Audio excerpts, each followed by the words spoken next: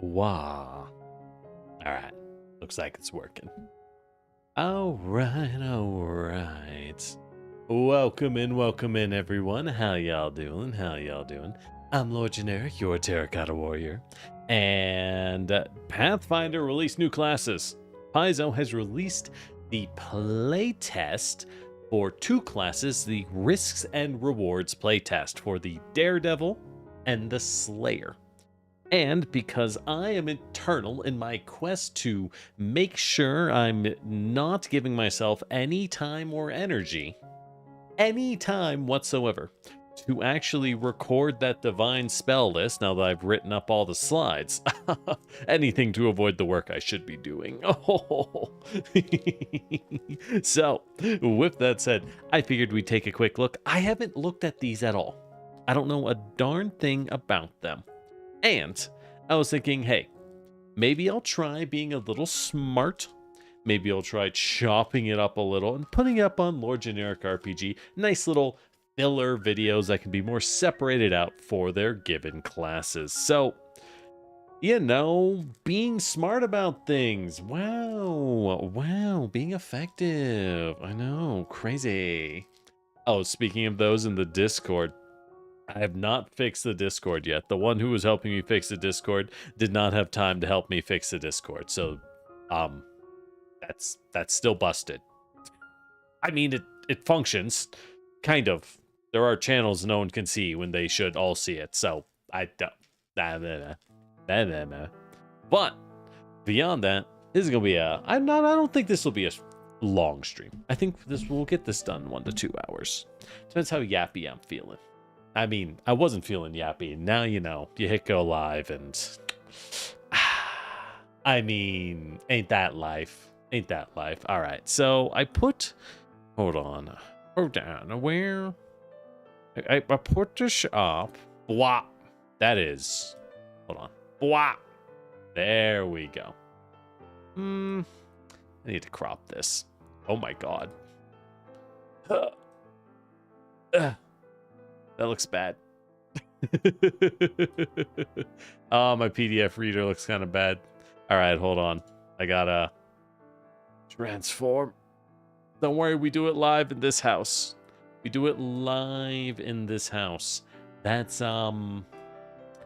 the right way to do it. If anyone's asking, that's the right way to do it. I want even more crop. Well, do I want that much crap, or do I just want to... There we go. Yeah. Much better. Nice and big. We'll still crop a little bit, though. But beyond that, I hope y'all are doing well. Hope y'all are doing swell. Today was one of those days where I sat into a lot of meetings. A lot of people were mad about things that were outside of our control. And, you know, you kind of shrug at them. And then they tell you didn't pick up their comments and your drawings. And you kind of shrug at them again. And you're like, did I? Did I, though? Oh, is that a good day? It's a day. It's been a day. We'll go with that. I hope your day has been certainly nicer than a day. All right, but beyond that, welcome in. Hold on. Let's be smart. Let me try and make this YouTubeable for the first time in my life. The things people have told me to do, and I've just never bothered.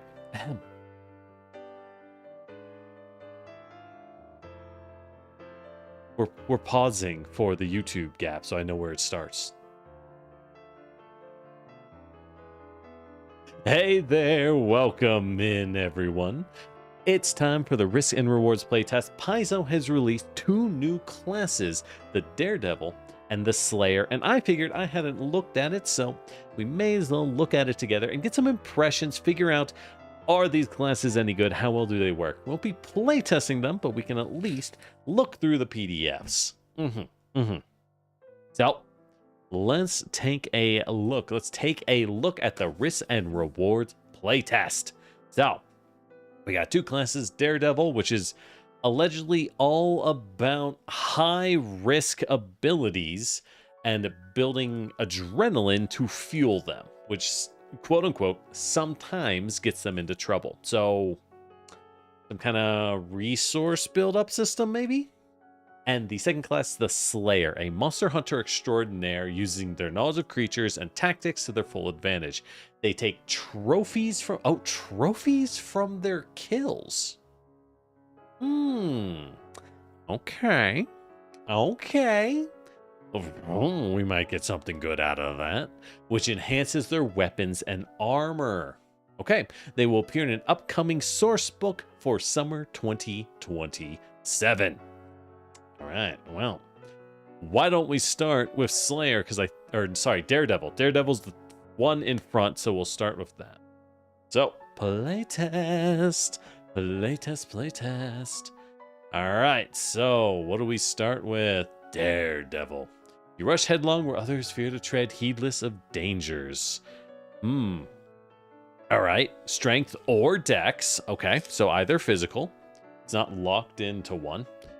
8 hit points. Oh, so you're on the weak boy side of things. You're not like a frontliner. You're like a midliner or a flanker. Okay. I got a grapefruit, by the way, so if it sounds like I'm shoving large things in my mouth, you know.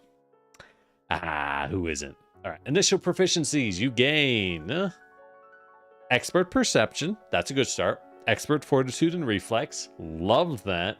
Trained in will. Very physical. Very physical. Trained in acrobatics and athletics. Plus 4 skills. Oh, they're good at skills. That means you get 6 skills plus int. Okay. I'm guessing you're supposed to use acrobatics and athletics on this class. So kind of expect to be pumping strength and dex in that case. But 6 skills is pretty good. It's, you're not a rogue, but maybe, I know everyone was saying, oh, this sounds like swashbuckler. But it might be one of those like kind of skill utility, but not as good as close combat kind of classes. All right. What else do we got? Martial weapons, only light armor, huh? Okay. Sure. You're constantly on the move. The act of mere fighting isn't enough to keep your adrenaline pumping. Push yourself off walls, spin around pillars, ricochet between larger foes, or risking the ire of more reactive combatants. Okay, so you are actively vulnerable to reactive strike. Got it. You might not hit as hard. Your follow-up attacks are often more reliable, so you tend to hit more often. Interesting. Okay.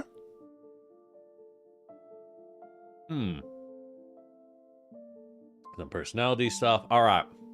Yep. So adrenaline. All right. So is this the class's whole thing? Okay. You have a heightened state when you risk your life called adrenaline. You gain it by performing actions that have the risky trait.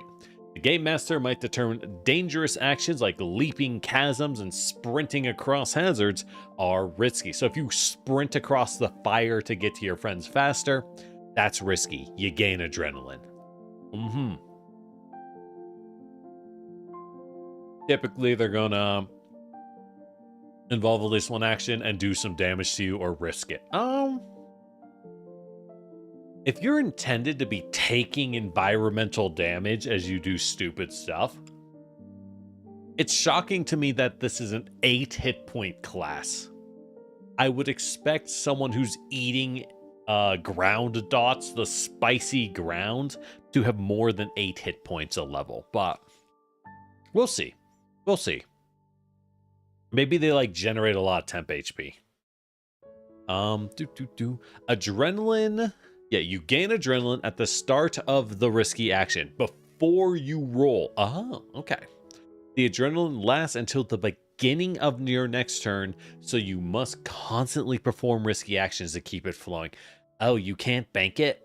Oh, this isn't a resource build class. This is just an on-state class. So you always have to build adrenaline. Normally, you can only gain this in combat. Makes sense. Gain the daring stunt action to gain adrenaline. Okay, this is risky. Once per round, one action. Hurl yourself into the fray. You stride or leap. You can use it while using other movement types. You must move at least 10 feet. Okay. And end adjacent to an enemy. So this is a gap closer. Or you bounce from one enemy to the other. Either way, it's a gap closer. And then you attempt to, you do not have to, you may attempt to grapple, reposition, shove, or trip. Okay. That's pretty good. So you have a one action gap closer, turn on adrenaline, and do an athletics action. I mean, grapple and trip are really strong, so all right, cool. But is that a class, right? All right, so adrenaline. When you have adrenaline and make an attack with the press trait, your multiple attack penalty is 1 lower. It's -4 or -3 with agile, and your second attack. Wait, on your second attack, yep, and -8 or -6 with agile on your third attack. So you do have reduced map. Not as good as a flurry ranger. This is not eating flurry ranger's lunch. Okay. Good to know. Good to know. But what does this do? So, sounds like they want you to gap close, trip a guy, and then hit him with, like, I don't know, maybe combat grab? This probably has combat grab. You gain normal feats. You start with the die hard feat, so you're a little harder to die. And you get healed more from battle medicine and treat wounds. Cute. Not like crazy, but it's cute. Oh. You gain an additional first level feat with the risky trait. So you always get 2 options to get adrenaline. Good. Good. That's very good for the design. Excellent. Excellent. Helps build you a class. Because yeah, it would suck if all you can do is bounce between guys, but you're fighting like one big hubba bubba. Alright, propelling strides. You can push off walls or large creatures. If you're adjacent to a prop, you gain +10 move speed for your move action when you start a move action. Okay, what is a prop? A prop. Anything large and sturdy enough for you to push off on. This includes creatures larger than you or walls, columns, and other terrain. Okay. For example, Game Master might decide you cannot use a huge ooze as a prop because it's a flubber. And you're just going to sink in. Okay. So they want you... you know what? This sounds like Punch Up. They want you to play Punch Up from Dispatch, where you're like a little guy bouncing around and smashing people. Sure, why not? High mobility, it's supposed to be very frenetic. I'm not seeing anything that protects you against reactive strikes, but we'll see. Stunt damage. Whenever you smash your enemy into scenery, you do damage when you have adrenaline and force a target to move. And it is interrupted by a prop. So if you wall smash someone, right? If you slam them into a wall, or another person, they take an amount of damage equal to 1d6 plus strength. Okay. That's not, well, it's not huge. Like, if you use your starting action to run at someone, push them into a wall, or a dude, and then they take damage. I would like it as if I pushed enemy Alpha, right? Enemy 1, into enemy 2, into enemy Bravo. So if Alpha gets pushed into Bravo, I want both of them to take damage. What I'm saying is I want this class to be fights in tight spaces of the game. I want this to be the roguelike fights in tight spaces where you're shoving dudes into each other. Because that would be sick. That would be sick. We'll see. All right. But yeah, damage increases every 4 levels. So it's not huge, but it helps. Deny advantage. You are not off guard to equal or lower level creatures. Cool. All right. Oh, here we go. Galvanized mobility. You get +1 circumstance bonus to armor class against reactions. This is +2 when you have adrenaline. Oh, okay. And you get adrenaline before your action triggers. So what that means is if you use your daring stunt, if you run away from an enemy or run towards or between some dudes and they start swinging on you for moving, you have +2 armor. That's as good as raising a shield. So 1, this class is terrible with shields.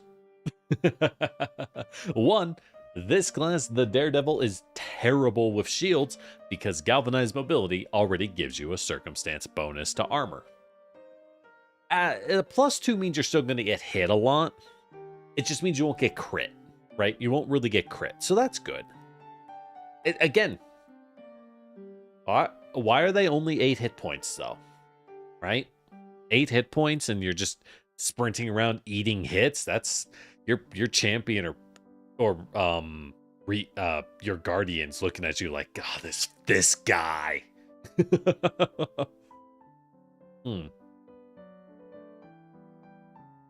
Standard skills and general feats. Expert rank will saves at 3. That's pretty good. Good saves. Good saves.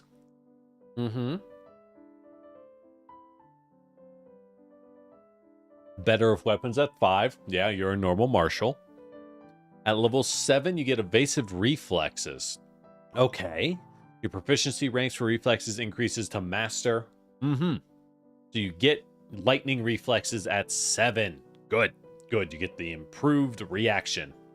So yeah, high reflex. Makes sense. Oh, you get weapon specialization at 7. Pretty normal stuff.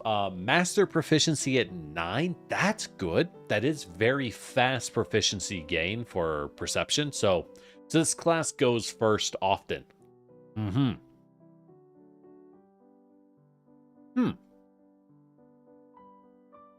At 9th level, you can replace the first level feat you got for free with another feat of 6th level or lower. What? Wait, this is Fighter's thing. So you know how you start with a second feat so you always have access to 2 ways to gain adrenaline? I guess at 9th level they let you change that feat. Hey Austin, you're not that late. Daredevil's pretty normal so far. It's pretty normal. Okay. You get better armor at 13? Wait, isn't that when wizards get armor improvement? Oh, do you have I think you have terrible armor on this class. Wait. Oh, 8 HP, bad armor improvement. That's... Ooh, if you're sprinting around eating reactive strikes, that might be rough. And hey, y'all, thanks for the lurks. Daredevil expertise. Reckless techniques make you difficult to stand against. Your proficiency rank. Okay, yeah, you get class bonus. We don't know if there's a class DC. Weapon mastery, greater weapon spec. Yeah, you're a pretty normal martial. Wait a second. You get better will at 3. So you get expert will saves at level 3. Lightning reflexes at level 7. So master reflexes at level 7. And the better saving throws. Wait. When do I get fortitude? Do I not? I'm not seeing it. Oh. Wait, are you supposed to sprint around and eat reactive strikes with low HP, but you're also getting bad fortitude?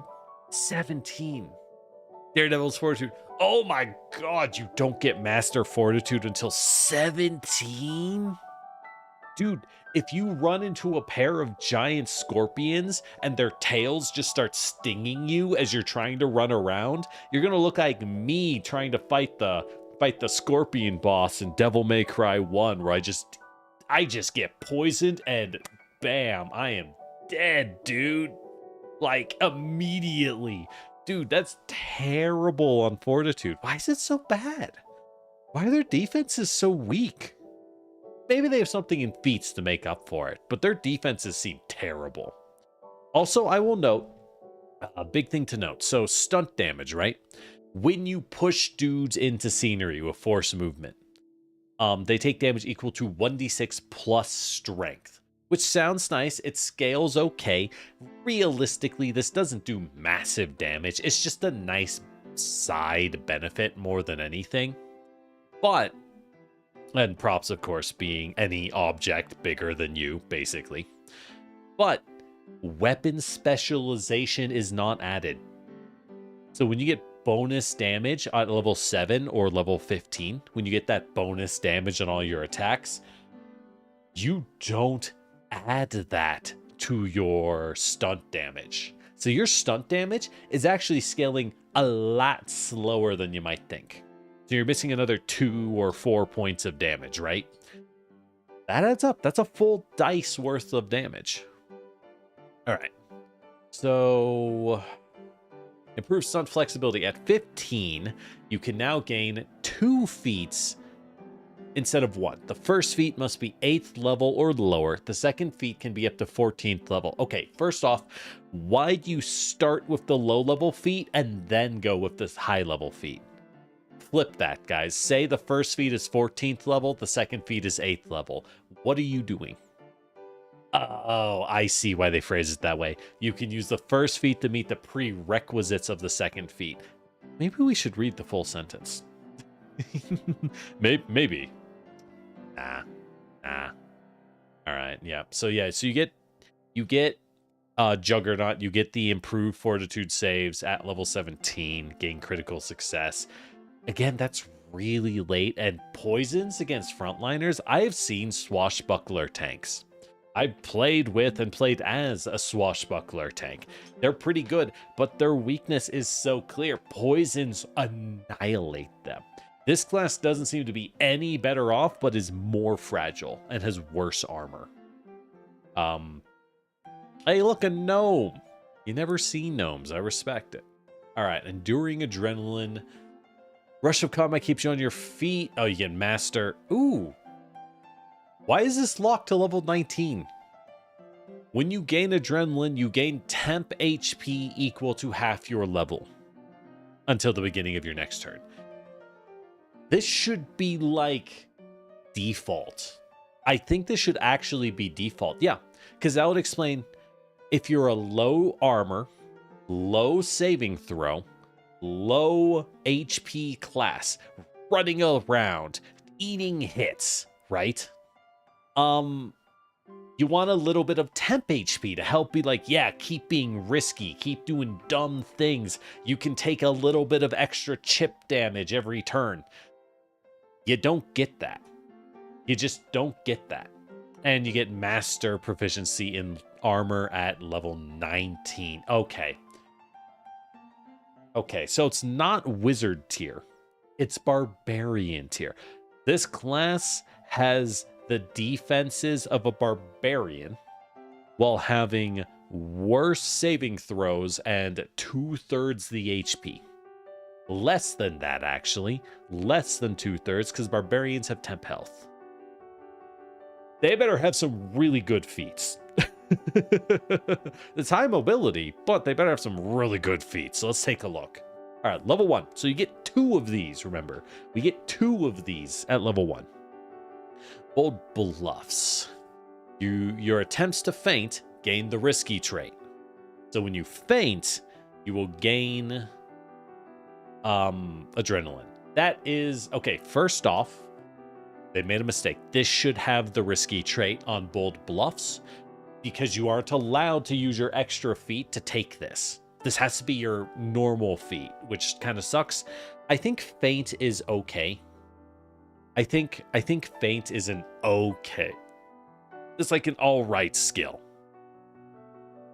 If you're trying to run around, bounce off walls, smash people into other people, you're probably not standing around feinting very often. Also, if you need to pump strength, because, I mean, your base skill is an athletics action, right? You have to pump strength. it's you're not gonna have charisma. You need dexterity. You need +3 dexterity because you're locked to light armor. You have to play a bonus strength, bonus dex ancestry. You need at least one of those to be a bonus stat just so that you can play this class. It's going to be rough to use Feint. All right. Breakaway attack. All right. One action, risky. Use a piece of your surrounding to make an attack. Describe how you use your environment, like throwing pans, kicking posts, slamming doors. Nice. You interact, make a melee or range strike. Any fundamental ruins on your hand wraps apply to this. Melee strike has finesse and deadly D8 while doing 1d8 bludgeoning. Oh, that's better than a rapier. Yeah, that's good. D8, deadly D8. It's flourish. Oh, you can only do this once a turn, though. So if you want this to be your main attack, you only get the one shot. Then you have to punch them. Got it. Got it. A range strike has range increment 20 feet, deadly D10, and does 1d6 bludgeoning. If it's a normal item you threw, it's destroyed. Otherwise, it falls to the ground. DM can determine that your breakaway does different damage based on what you're using. Wait a second. Is this beast style? Wait a second. Is this Kiryu's beast style from the Yakuza games? Yeah, you could just smash dudes with random stuff. Or you could play like Jackie Chan, right? And pick up random props and hit people. Okay, that's sick. That's amazing. The fact that this also just gives you an unarmed strike with 20-foot reach. And propulsive. Ooh, okay. Wait, what does propulsive do? It is pretty Looney Tunes. Is it propulsive that you do half your strength and damage? But it's a thrown weapon. I guess it's not a throw. Yeah, you add half your strength to the damage roll. That's kind of weird. I'll note this is finesse. So do they want this class to be dexterity focused, even though it gets good grappling? It's kind of strange the range attack only does half strength damage, but here's the thing. Yeah, it's add half your strength to the range. But here's the thing. This is level 1. This Daredevil archetype. Rogues will love breakaway attack. I think a lot of classes, I could see monk builds also loving breakaway attack, playing a character who just grabs random objects and smashes dudes. And as a rogue or an investigator, you can just grab pots and throw them at people and get really good damage on your scaling melee attack. This is a great way to open up your options at a low investment.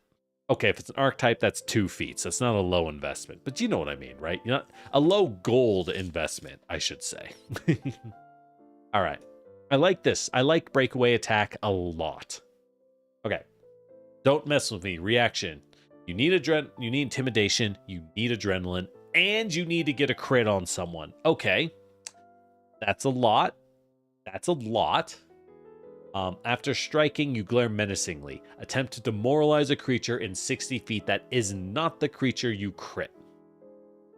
Huh. Okay. So, useless against single target encounters, but I don't really like single target encounters, so I'm down. Does require you to crit. Really good for fighting groups of weak enemies. Not so good otherwise. And especially if you're... Hold on. I want you to crit. But if we assume you're bouncing around and grabbing people, bouncing around and tripping or shoving people, your attacks are going to be on your second swing. They're going to have multi-attack penalty. You're probably not going to crit, right? Crits almost always happen on your first attack. So that's a bit of an anti-synergy. I don't know, maybe in practice it works. I guess if you use breakaway attack a lot, it's good. Flying hurdle stunt. The target cannot be more than one size larger than you. And that's a requirement. So if that's a requirement, Titan Wrestler does not work here. You cannot Titan Wrestler. You're going to want to play a big character. But if you're a big character, you can't use your enemies as props. It's going to be hard to jump off stuff. So that's tough. Okay. It does have the press trait. As a reminder, the press trait is any action, anything that requires you to have multi-attack penalty. Oh, hey, Ruka. How you doing? How you doing? Welcome in. Hope you're doing well.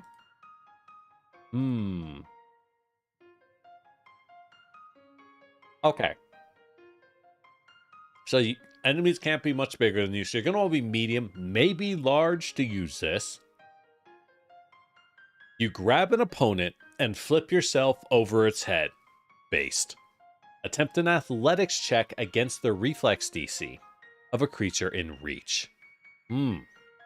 Okay. So this is athletics. So once again, you need to be strength-based. On a critical success, you enter their space. The target moves up to 10 feet. Oh, you throw them 10 feet.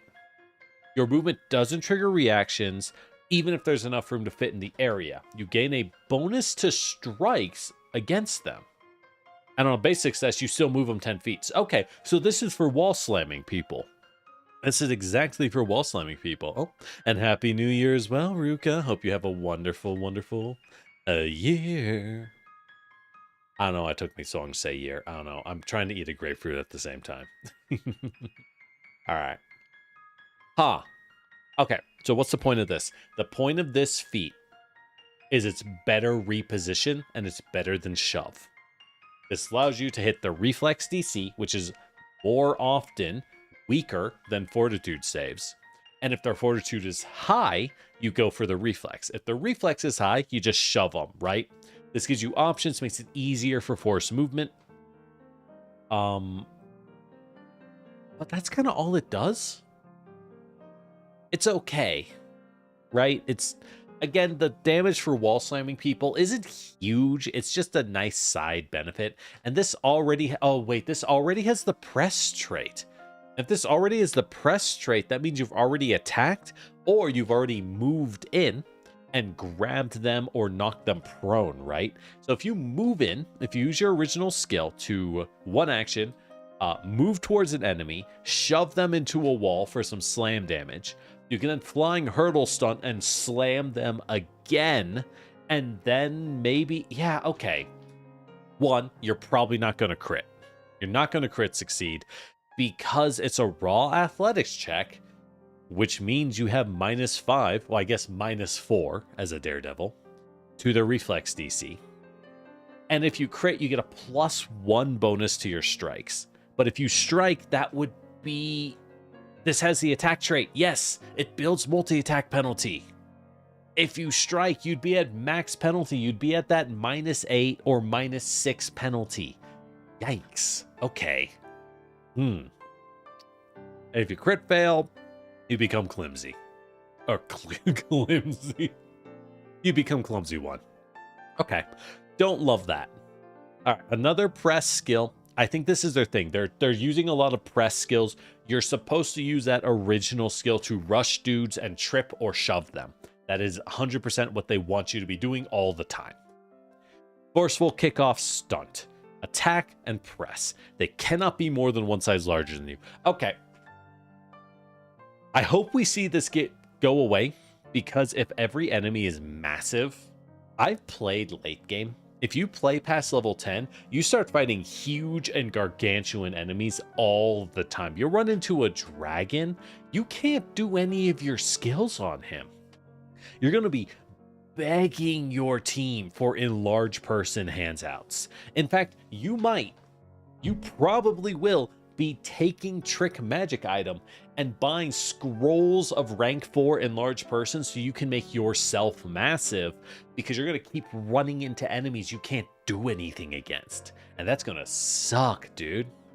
All right. You put a foot in their chest, pushing them away as you leap backwards. Acrobatics check against fortitude. Interesting. And you push them 15 feet away while leaping away and not triggering reactions. Okay, and on a crit success, it's the same, but they're only pushed 5 feet. Okay, yeah, so the idea is you use... So they're built entirely around their original skill. Let me scroll up till we find it. Their base skill, daring stunt, one action, move in, hit them with an athletics, and then use some skill to either throw the enemy away or kick off and jump away from them. And you're getting more shoves. You're trying to repeated wall slam. You want multiple wall slams. That's the whole idea. But it's tough. It's tough. I see. And they do have crit fail penalties.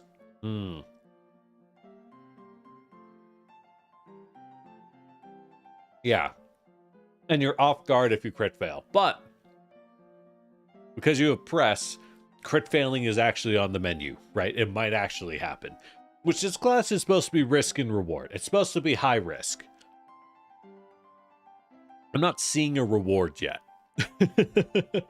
Like doing all of this to do 2d6 plus twice your strength, I'm not seeing a reward yet. It seems okay. It seems fun.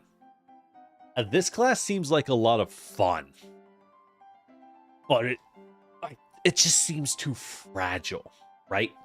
The moment you run into anything like a Barbazoo, a Barb Devil with reactive glaives that bleed you, or a scorpion that stings you as you try to move in and you eat the poison, you're done, dude. Any dots, any poisons, they're gonna annihilate you if they work on reaction. That's the big gap I'm seeing. There's got to be something to help for that. All right, pressing pummel, press action, 2 actions. So is this power attack? This is power attack. Oh, but it explicitly does 1d10, and it's a press action. This is bad. Moving on, pressing pummel is bad. You don't want that. Power attack is already a maybe option on a greatsword with a d12. This is bad. Don't pick it. All right, rebounding fall stunt.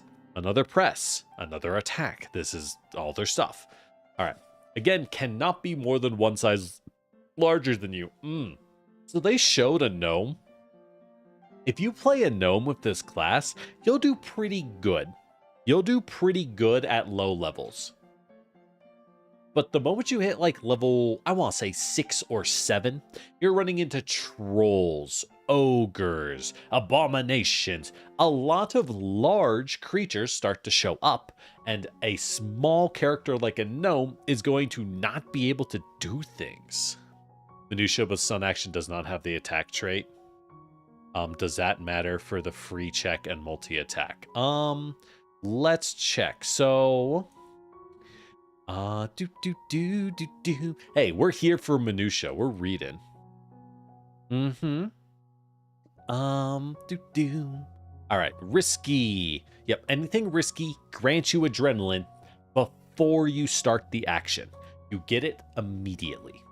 And the only reason it does that is because it turns on your shield. You raise a shield against reactive strikes, which I don't think is going to be enough.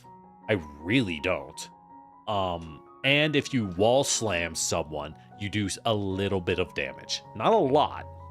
It sounds impressive, d6 plus strength, and it increases like sneak attack. I don't think that's very good. It's okay. You'll like that you have it. You'll be happy to have it, but if you're relying on it, you're going to end up face down. But yeah, so it has nothing to do with attack. What it is simply a lot of these stunts have the attack trait and therefore suffer multi-attack penalty, right? If flying hurdle stunt, for example, just said attempt an athletics check, I wouldn't care that you have multi-attack penalty. It wouldn't matter. But because it has the attack trait, multi-attack penalty is applying to your stunt. And your stunt is going to build or multi-attack penalty. Remember, the attack trait is badly worded. It makes you think, oh, I'm doing damage. No. What it means is this interacts with multi-attack penalty. This should say the map trait. This should be the multi-attack penalty trait. They call it the attack trait, but what it means is you get your penalties. So all these press actions with the attack trait, they're all suffering, right? So if you want to kickstand jump off someone, you get that -3. Actually, you get that -4. Because these are not the explicit actions. These are just raw skill checks. These are not, grab, trip, all the things that require a free hand. Because your free hand has agile. So they get the reduced penalty. These things don't. It just says attempt an acrobatics check, and also you have multi-attack penalty. -4, buddy. Because they do have reduced penalty, so that's good. But it's going to be rough. You're going to get a lot of minuses. If this class tries to fight an enemy 2 levels above them, and I don't think fighting enemies 2 levels above you is fun in general, but if this class tries to fight a higher level enemy, go home. Okay. This sounds like original Swashbuckler, where you're like, all right, now I'm going to do a sick kickflip off him. But his DC is like 3 points higher than normal. You're getting a -4 on the roll. You're not going to succeed. You're going to die. All right, anyways. But yeah, so can't be more than one size larger. Rebounding fall stunt. Entangle their lower limbs as you try and bring them down. You fall prone. Ooh, you fall prone. And attempt an acrobatics check against fortitude. So what I'm seeing is they don't get free skill increases. They just start with 6 skills. So unlike Swashbuckler, who gets to increase a skill, this class, you do not get skills. You are spending all your skill increases on acrobatics and athletics. This is non-negotiable. You need this for your build. Yeah, so if you succeed, they fall prone and you deal stunt damage. You then stand. Okay, but if you only base succeed, you don't get to stand up for free. And if you fail, you don't bring them down, but you can crawl. Hey, you take the feat where you can crawl full speed. That could be good. All right, this is really funny. I love the idea. I love the riskiness.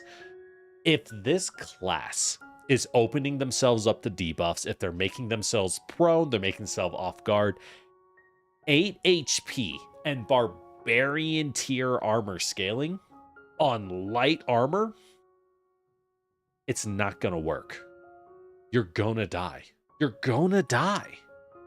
They need 10 hit points, and honestly, what they need is their level 19 feature. What they need is at level 19, where gaining adrenaline gives you a small amount of temp HP. That should be a level 1 default feature. Otherwise, I'm seeing a class that is going to get exploded. Might need to take the acrobat archetype to just get the acrobatics increase. Probably going to be incredibly popular for the same reason it is on Swashbuckler. Because yeah, you need acrobatics for your skills. All right. Scrambling retreat. If you're targeted by a melee action, you have adrenaline and you are not encumbered. Weird thing to add. Do they think you're normally encumbered? Does anyone walk around encumbered? I don't know why you added that. All right. As a reaction, you slip away. You gain a +2 circumstance bonus to AC. Sure, again, you're not using a shield on this class because you already kind of get that benefit against reactive strikes. After the attack, you can stride up to half your speed, but the attacker can stride as well, keeping you in reach. No. That's a normal stride. That's just a normal stride. You will trigger reactive strike. So if the armed guard, the trained warrior, moves up with a halberd, swings at you, and you scramble away comedically, very Looney Tunes, I do love that. You know what? This class, like very Usopp, right? Very Usopp from One Piece.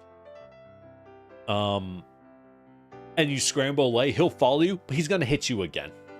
He's just going to swing a second time, and you're not going to get a defense bonus against the reactive strike. You're going to get blown up. I know most enemies don't have it, but when one does, it's going to be bad. All right. Wheeling pull stunt. Again, target can't be much bigger than you. You pull at their armor, do athletics against reflex to do what? And this is press and attack, so you do have map. And it builds map. All right, your target is grabbed. Ooh. And you step... Oh, wait. Your target is grabbed until the end of your next turn unless you move. You step away from the target.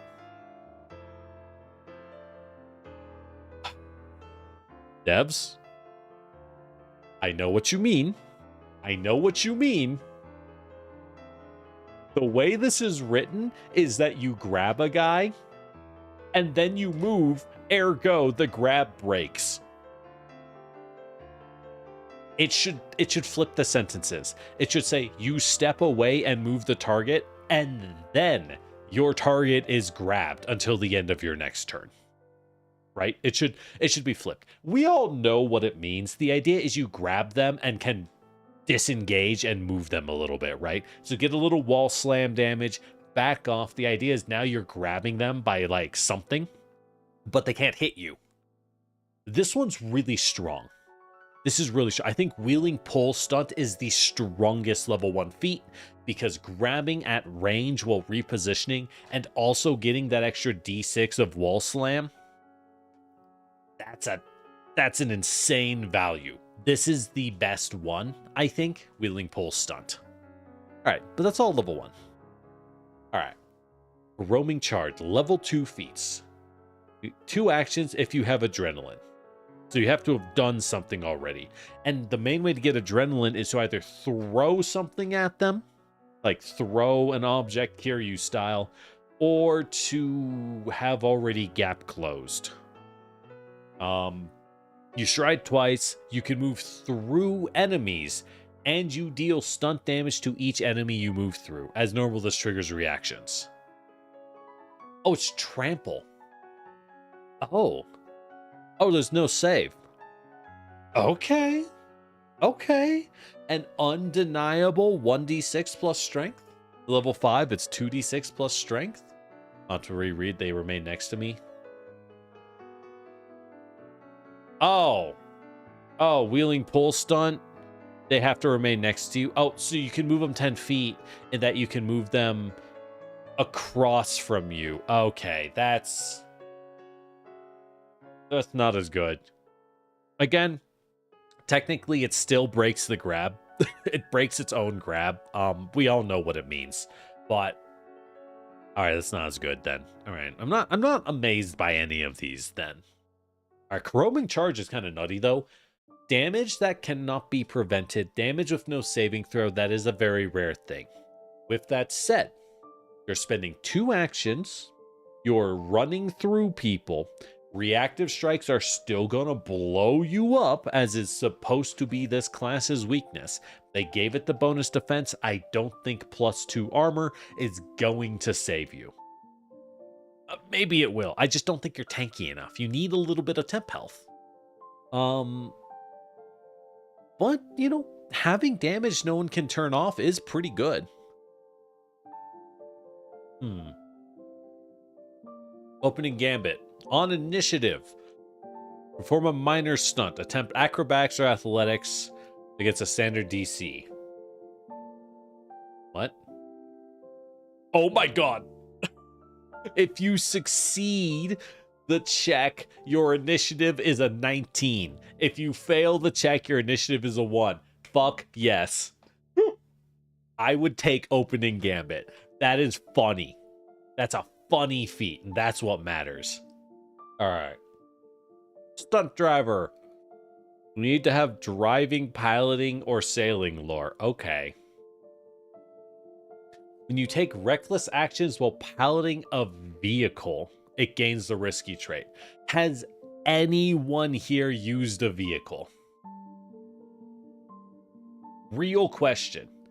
In the comments, let me know. Has anyone actually used a vehicle in combat?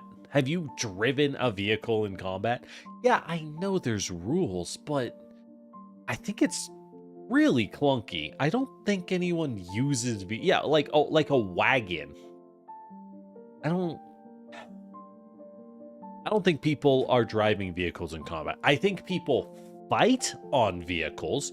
I think people fight on boats, or like you're on a train and bandits jump on the train and you have to fight them, right?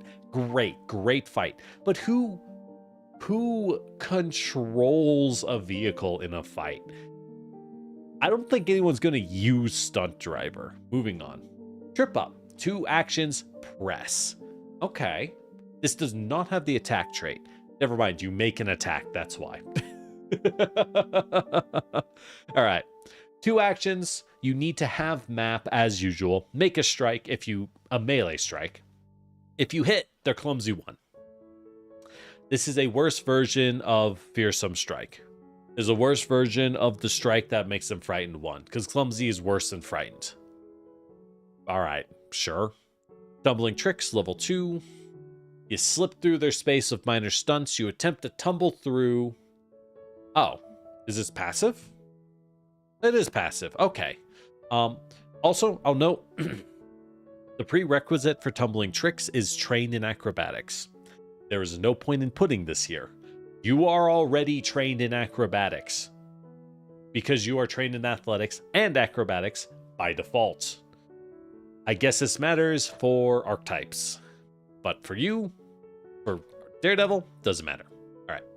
Your attempts to tumble through gain risky. Literally swashbuckler at home. All right. On critical success, your movement does not trigger reactions.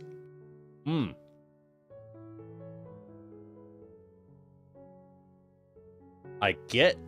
Okay. This doesn't work. And I can't show you because I don't feel like opening Foundry. This doesn't work as written. The idea is, all right, this class is running through people, running around. This is supposed to be your anti-reactive strike. This protects you from getting hit by reactive strikes as you reposition and get your adrenaline. Fantastic. However, you do not roll for tumble through until you reach your target and attempt to move into them. You do not roll until you move into them, right? If you approach an enemy with reach and reactive strike, and enemies with reactive strike half the time do have reach, they will swing at you with their reactive strike before you roll the tumble through, because you have not reached the enemy yet, right? They're going to swing before you roll the tumble through. So I think they need to reword this to specify that you roll the tumble through before the movement starts. Because otherwise, it's not going to work. This is only going to work if you are immediately next to the enemy. And even then, technically, well, no. This only works if you start your movement right next to the enemy. Otherwise, they're going to hit you. So it needs a wording change. Otherwise, it's fine. All right. Wall sweep. Daredevil sweep. All right. Reaction. Force movement would hit you. And you have adrenaline and have a prop next to you. Okay. You can increase the force movement by 10 feet. Huh? Okay. You go with it. All right, you roll with it. If you do, you decide where the force movement takes you instead of the force movement. Ooh, okay. So you can turn it into a gap closer. You can make it beneficial. That's cute. I like that. Most enemies in my experience don't have force movement. This won't get used as often, but I really like how it works. And if your friends use force movement, this is really good. Like a friend can shove you and you use that shove to fly 15 feet in the direction of your choice. This is really wacky. you can get shoved by a friend to fly 15 feet behind them. So if you're badly injured, your friend tank can run up and shove you, and you fly through the tank to safety. All right. Wall sweep, if you use it as intended, is not great. But if you abuse it with your friends, is really good. Very Looney Tunes. Yes, I agree. All right. Level 4, Bouncing Hurl, requires breakaway attack. You have to have the Kiryu Beast stance. You have to have essentially improvised attack. You bounce an item off one foe to hit another. You can use breakaway attack as a 2-action activity to pick up an object and make a ranged strike. Ooh. As the item ricochets off your first target, make a second ranged strike at the same attack penalty against a different enemy within 15 feet. Yo, you get ricochet. The item used to make this attack is not destroyed or does not fall to the ground after you make the second attack. Wait, what? It does not fall to the ground?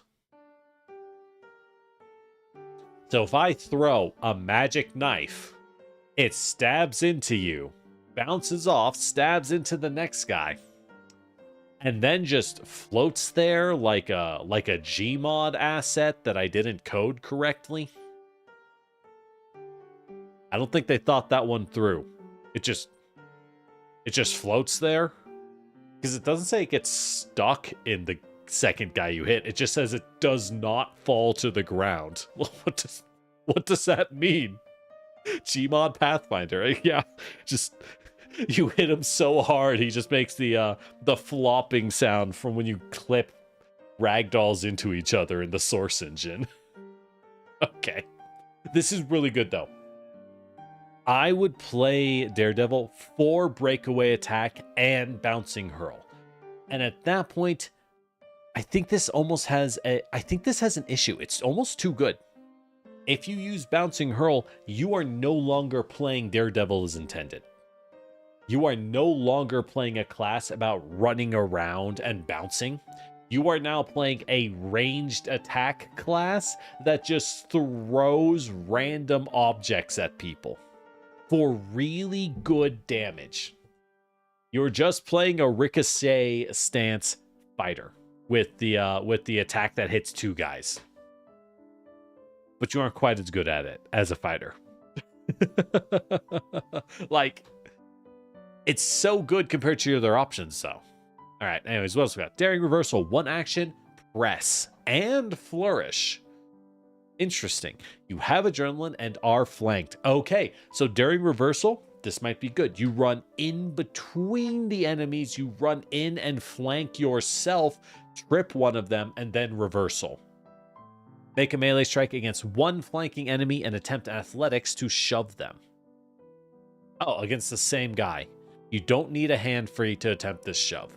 The check is the same map as the initial attack and does not count towards your map. The other enemy flanking you is then off guard. Wow. Yeah, Daring Reversal is good.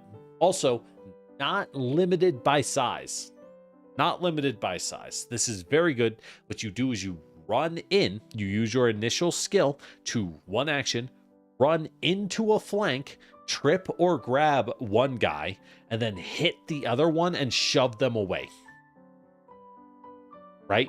You shove them away to break the flank, and now you're in a great position. At that point, you might run away to disengage, or, I don't know, do something else. You're not going to carry a shield in this class, so the risk of being blown up is still quite high. Exhilarating Athlete. So when you have adrenaline, you gain climb and swim speeds.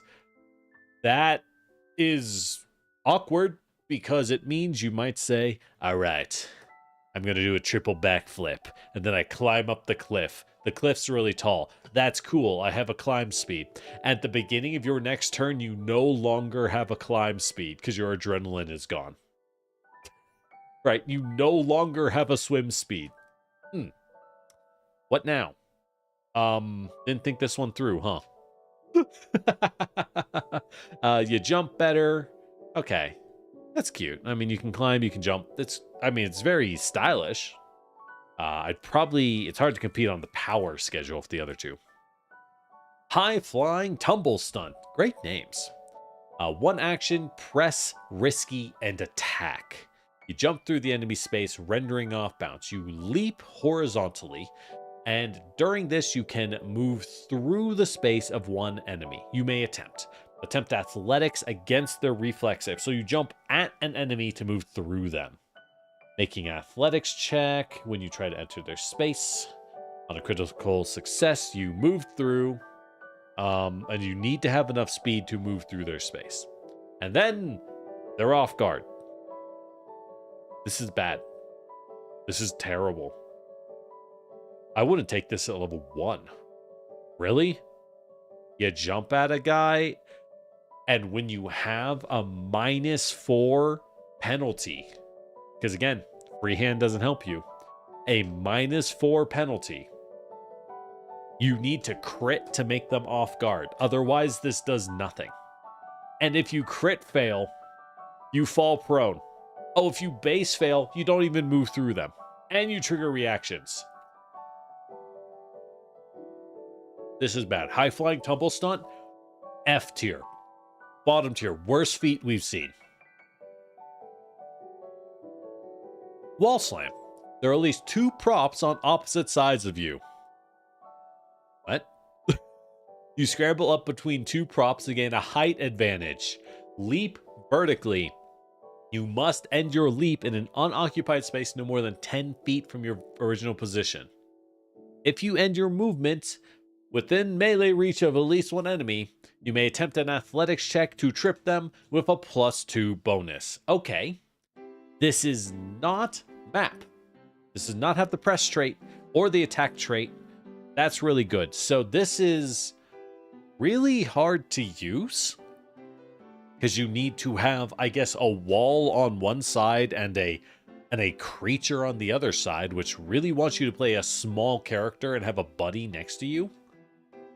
But this means you can now leap at a nearby enemy, trip them with a bonus, and you have full multi-attack penalty. No, wait, no, sorry. You do use the trip action, so there is multi-attack penalty. There is multi-attack penalty.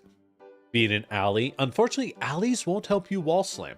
Also, why is this called wall slam? You aren't slamming anyone. The enemy doesn't even need to be near the wall. This should be called wall jump.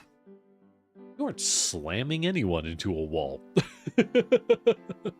This one's just misnamed. This class is not straightforward. This class is very complicated. I'm judging as we go. I'm realizing this class is impossible to make assumptions for. Because it's dependent on what enemies do you fight. And more importantly than that, what maps does your game master give you? And one thing I'll argue, I think most D&D maps, Pathfinder maps, most fantasy RPG combat maps are terrible. They look nice, but when you look at them from a game design perspective, they're like a house or a square with a door. And tactically speaking, there's no cover, there's nothing in them. It's just a fight box.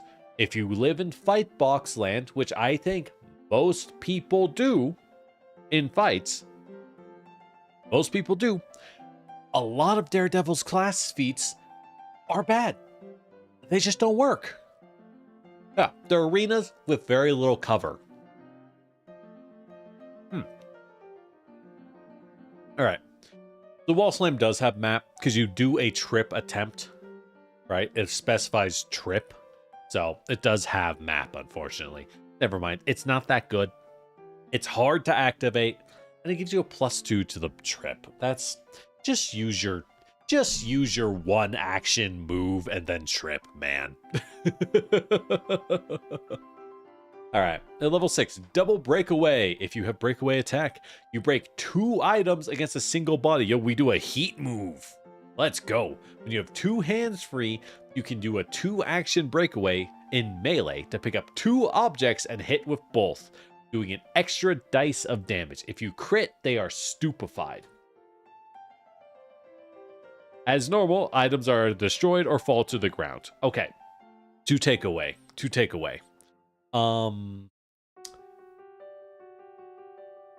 This is good. Breakaway attack is really good, so better breakaway attack is better. Unfortunately, this is only doing an extra D8 of damage, but the stupefy is nice. You don't need double breakaway. I can see a lot of builds just not taking this. An extra D8 is negligible compared to doing all of your weird bounce around and do wacky stuff, right? However, this doesn't build extra maps, so you start your turn next to someone, you could do a double breakaway and then do a kick flip off of them to, to shove them into a wall and make some distance. You don't want the extra map, so that would be a good way to play it. However, I will note, it specifies the items fall to the ground. Right? It specifies the things you hit them with break or fall to the ground. Unlike Bouncing Hurl, which specifies that what you throw is not broken and does not fall to the ground. Which once again means whatever you threw at these guys is now just hovering in the air, clipping like a bad game model that doesn't know what to do. Alright. Head smash, level 6. You have adrenaline, you have a creature grabbed or restrained. Very easy to do. That's literally one action. Run in, grab. That's it. That's your one action. And the creature is next to a prop. Yo, let's go. Is you slam their head into the sturdy object, which could be their friend's leg. Attempt an adrenaline athletics check against fortitude. On a success, you deal stunt damage. Not a lot, but that's fine. This is not a high damage class. Who must attempt to target a fortitude save against class DC or become stunned 2. And your target remains grabbed. Nice. And on a base success, you still do damage, and they're stunned 1. Ooh, head smash. Ooh. All right, there's a whole build where you just run up and slam people's heads into walls and tables, and that's all you do to a concerning degree. You just keep head slamming people. But if you fail, they're no longer grabbed and you get half damage. So it's risky. It is risky because it has press, right? You have to grab them. An athletics against fortitude, that's not weird. What I'm not liking is the double point of failure. Triple point of failure. You have to 1, run in and grab. You need to hit the grab. 2, make an athletics check. 3, they then need to fail a fortitude check in order to get stunned. I think in practice, you're not going to get a lot of stun.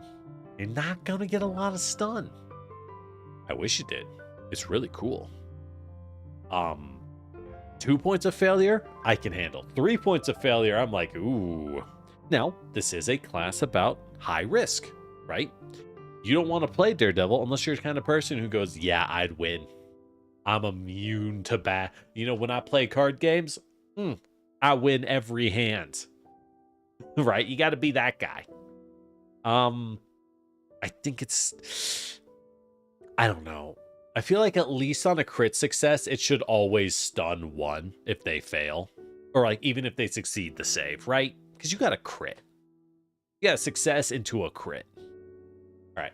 Rushing stride, flourish and risky, but you need to not have adrenaline. So first action. You stride. At the end of the movement, if you're in melee reach, make a strike. If you do, you are off guard against all other enemies except the one you attacked. A 1-action pounce is really good, and you get adrenaline.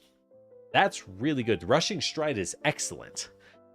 Again, This class gives you so many self debuffs, makes you so vulnerable to reactive strike. I don't understand how it's an 8 hit point class of bad armor. I just don't see how you survive encounters to do your stuff. Level 6, Weapon Twist Stunt. You have a hand free, and the target cannot be more than one size larger. You grab their weapon and spin it out of their body. Attempt acrobatics against their reflex. If you have a disarm weapon in your other hand, you get a +1. This lets you disarm with acrobatics. That's all it does. Yeah. All this does is let you disarm with acrobatics. But it has the press trait, so you have to have map, which means you're never going to crit succeed, so you'll never actually disarm them. You're just going to get a base success so that they get a penalty to their attacks. Until the end of its next turn. This is worse than disarm. Base disarm is a -2 to hit until you spend an action to adjust your grip. It's permanent, by the way. It's a permanent debuff. Weapon Twist Stunt, also F tier. Just worse than doing a disarm. Yeah, I know the point is you can use acro... Oops. I dropped my grapefruit. One sec. Oh, life is so hard. Where'd it go? All right, I can clean this off. It's fine. It's fine. Just a piece of a grapefruit. It's fine. Has skin still. All right. Where were we? Level 6. Yeah. Weapon Twist Stunt. Bad. All right. 8th level. Accompanying Strike. This isn't the only fee, right? No, okay, there's another one. I was like, that can't be it. One action, press, so you can have map. You used your previous action to make a melee strike with a one-handed weapon that missed. That is very specific. I think the intention is you run in with your first action, trip a guy, try to stab him with a melee attack, right? Well, actually, no, you can't even use your fancy skills. It has to be specifically a melee strike that missed. So you can't use any of your fancy Daredevil skills. You just ran in and tried to stab him raw, right? You're trying to raw dog. And you missed. All right. But if you do, you can make a strike with the same weapon, adding the backswing trait, so +1 to hit, and increasing the size of the damage die by 1 tier. This is bad. This is terrible. Even with an agile weapon, you are running in, swinging a short sword, missing, and then swinging a long sword at a -5 to hit. Best case scenario. Why? Why? Don't do that. You're just playing a bad character. Don't do that. Do your grapple stuff. Just don't miss. Just don't miss. Or, do all of your fancy backflips and stuff instead of just trying to raw dog him. Like, come on, man. All right. Escape Shuffle, 2 actions. If you are grabbed or restrained. If the enemies think they got you right where they want you, you spend 2 actions to escape. If you do, you attempt to reposition them. Remember, reposition means you cannot move them out of your reach. It's just 5 feet or maybe 10 feet of movement around you. Don't increase your multiple attack penalty until both. Regardless of whether you succeed, you can step. This is also bad. You know why this is bad? Because you could escape, then step, and not spend your 8th level feat. Sounds like Daredevil is meant to be played against low-level enemies. Yes, I agree. I agree too, for fun. Enemies, if you fight a single high-level enemy with Daredevil, go home. As we said earlier, just don't even try. You're just not going to succeed. Against crowds of like level -3 enemies, you're gonna feel so cool, dude. You're going to be so cool. You're going to be wall slamming. You're going to be doing backflip kicks off dudes' faces. It's going to be sick. The moment you run into dudes stronger than you, just don't even try. Daredevil is a bully. This is a bully class. You cannot win a fair fight. You have bad defenses, and you're super inaccurate. All right. Well, the main thing is I'm not seeing payoffs in their feats that are worth it. Reposition triggers reactive strike. I don't think it does. Oh, no. Yeah, because it's manipulate, right? So, yeah, if you try to reposition them, they'll get a reactive strike. Again, anyone with reactive strike just auto wins against you. All right. Heightened awareness. When you have adrenaline and attempt a check to target concealed or hidden, so, the 20 or 50% mischance, you roll twice and take the higher result. This is a fortune effect. When you are within 10 feet of an undetected creature, they are only hidden. This is blind fight.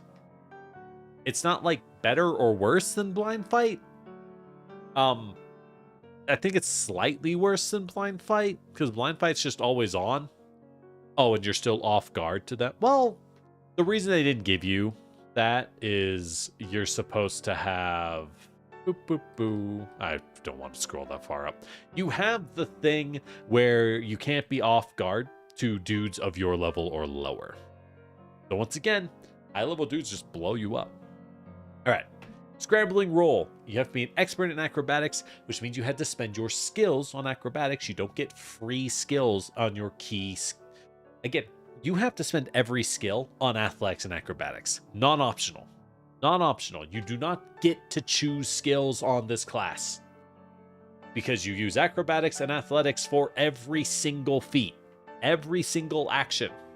You have to increase them, or you'll just be bad. All right. Anyways, you need scrambling retreat, which remember, that is when they swing at you, you get to get a +2 circumstance to armor for that one swing, and you get to run away, but they get to follow you. And they get to reactive strike you because you don't have protection. So, all right. You can now scrambling retreat before a reflex save. If you do, the circumstance bonus applies to reflex save. If you stride and the source is a creature, the creature can stride. A wizard can cast Fireball as you Looney Tunes run away, but the wizard casts Fireball, and you're Shaggy doing the Scooby-Doo, like running in the air, and as you take off, you see the wizard just sprinting after Shaggy, like, oh, I'ma get ya. And it's like, why are you running after him, wizard? What are you doing? Oh, I'ma get ya. Is that worth an 8th level feat? Well, I think it's funny, so I'm gonna go with yes. All right. And remember, we do get one of these feats for free. At level 9, you get, like, I think a level 6 feat or less with the risky trait for free. The problem is, I just don't like half of these feats. I just don't like half of these feats. Deadly disadvantage, level 10. Take the upper hand against weakened enemies. When you have adrenaline, you have circumstance bonus for strikes against clumsy or enfeebled creatures. The bonus is equal to double their clumsy or enfeebled. Okay. If you're master, it's triple in athletics. If you're master in athletics, it's triple the bonus. Cool. Damage is damage. Why are you making strikes on this class? Why are you making strikes? 2. You can apply clumsy. The only effects that apply clumsy on this class are press actions. You need to have map to apply clumsy, which means you, on your own, you can only use this on your 3rd attack, which is not gonna hit, right? And you don't really have any inherent damage boosters. You're doing champion or guardian tier damage when you hit, remember? Only you're probably using a one-handed weapon, because you need free hands for a lot of this stuff. So you're not. Also, You can't apply enfeeble. Only your friends apply enfeeble. You don't have a built-in way to apply enfeeble, unless I forgot one. So, that's not great. I mean, more damage is more damage, but yeah, unless you're guardian. Oh wait, proud nail. Yeah, right. Like, and champions have smite and retributive strike and shit. Like they're. It's. Why are you trying to stack damage on this class? They're not good at it. You're supposed to be pinballing around like Looney Tunes. Stop striking. All right, hit or miss, press and risky, and flourish. I dig it. Okay. Make a melee strike. Gains the following critical success, fail, and crit failure. Replacing a... Oh. All right. You have to make an attack with map, so that's a -3 with your short sword. But you're probably using something with deadly or fatal. So what's an agile weapon with fatal? You should swing a karambit? Yeah. Okay, here's what you do. Play human to get the advanced weapon. Take a karambit, which is a sick-looking knife with fatal D8. Because if you crit succeed on hit or miss, you do triple damage. You do triple damage. How does that even interact with fatal and deadly? Right? Because instead of double damage, you do triple. I guess you would still just get the base bonus damage dice from fatal and deadly. You don't multiply those ever. But triple damage. Let's go. Oh boy. Are you going to get that crit? Only if you have a bard. Realistically, only if you have a bard or a cleric beating you heroism, and a swashbuckler using all for one or one for all to buff you. Like, you need this class, if you want to land hits, you need the whole team to be buffing you like you're a magus. But triple damage, brother.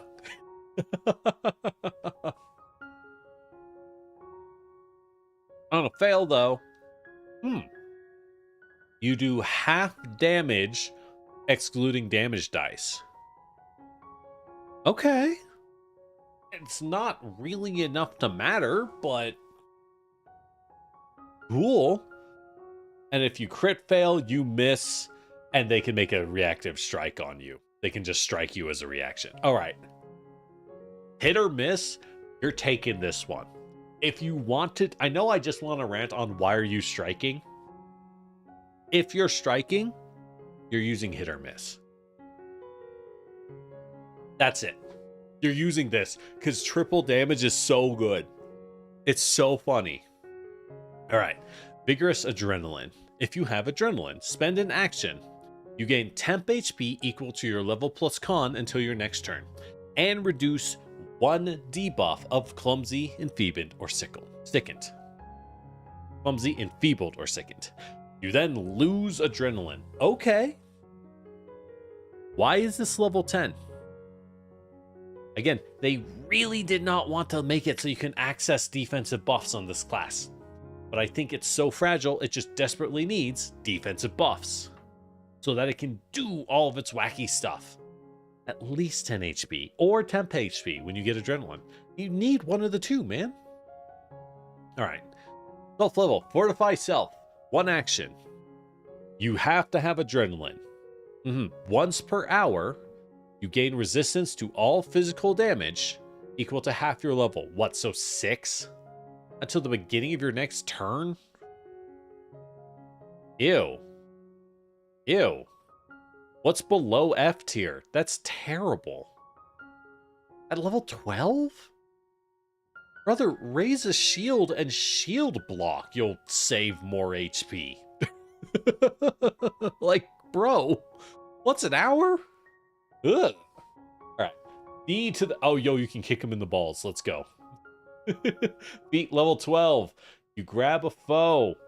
The 1 action. Oh, and this is press, so you have to have moved in and tripped them already, right? Yeah, or drink a mutagen. Or yeah, or just drink the elixir that gives you temp health every turn. Anyways, attempt to grapple a creature in reach. If you succeed, make an unarmed strike against that creature. Okay, that's really good. You get grab and strike. You don't need a free hand to make this strike. If you hit and deal damage, the target is also sickened. You don't increase multiple attack penalty until you finish this. Oh my god. All right. So your turn is now action 1, sprint in, probably eat a reactive strike and lose half your health. Sprint in, trip them. Now you could shove, right? You could shove. At this level, you're doing 3d6, maybe 4d6 plus strength if you can wall slam. So if you can get that, sure. Most of the time, you're going to want to trip because trip is just a really good action. Prone is a powerful debuff. And then you can grab and then hit them. And if you land both, you get sickened.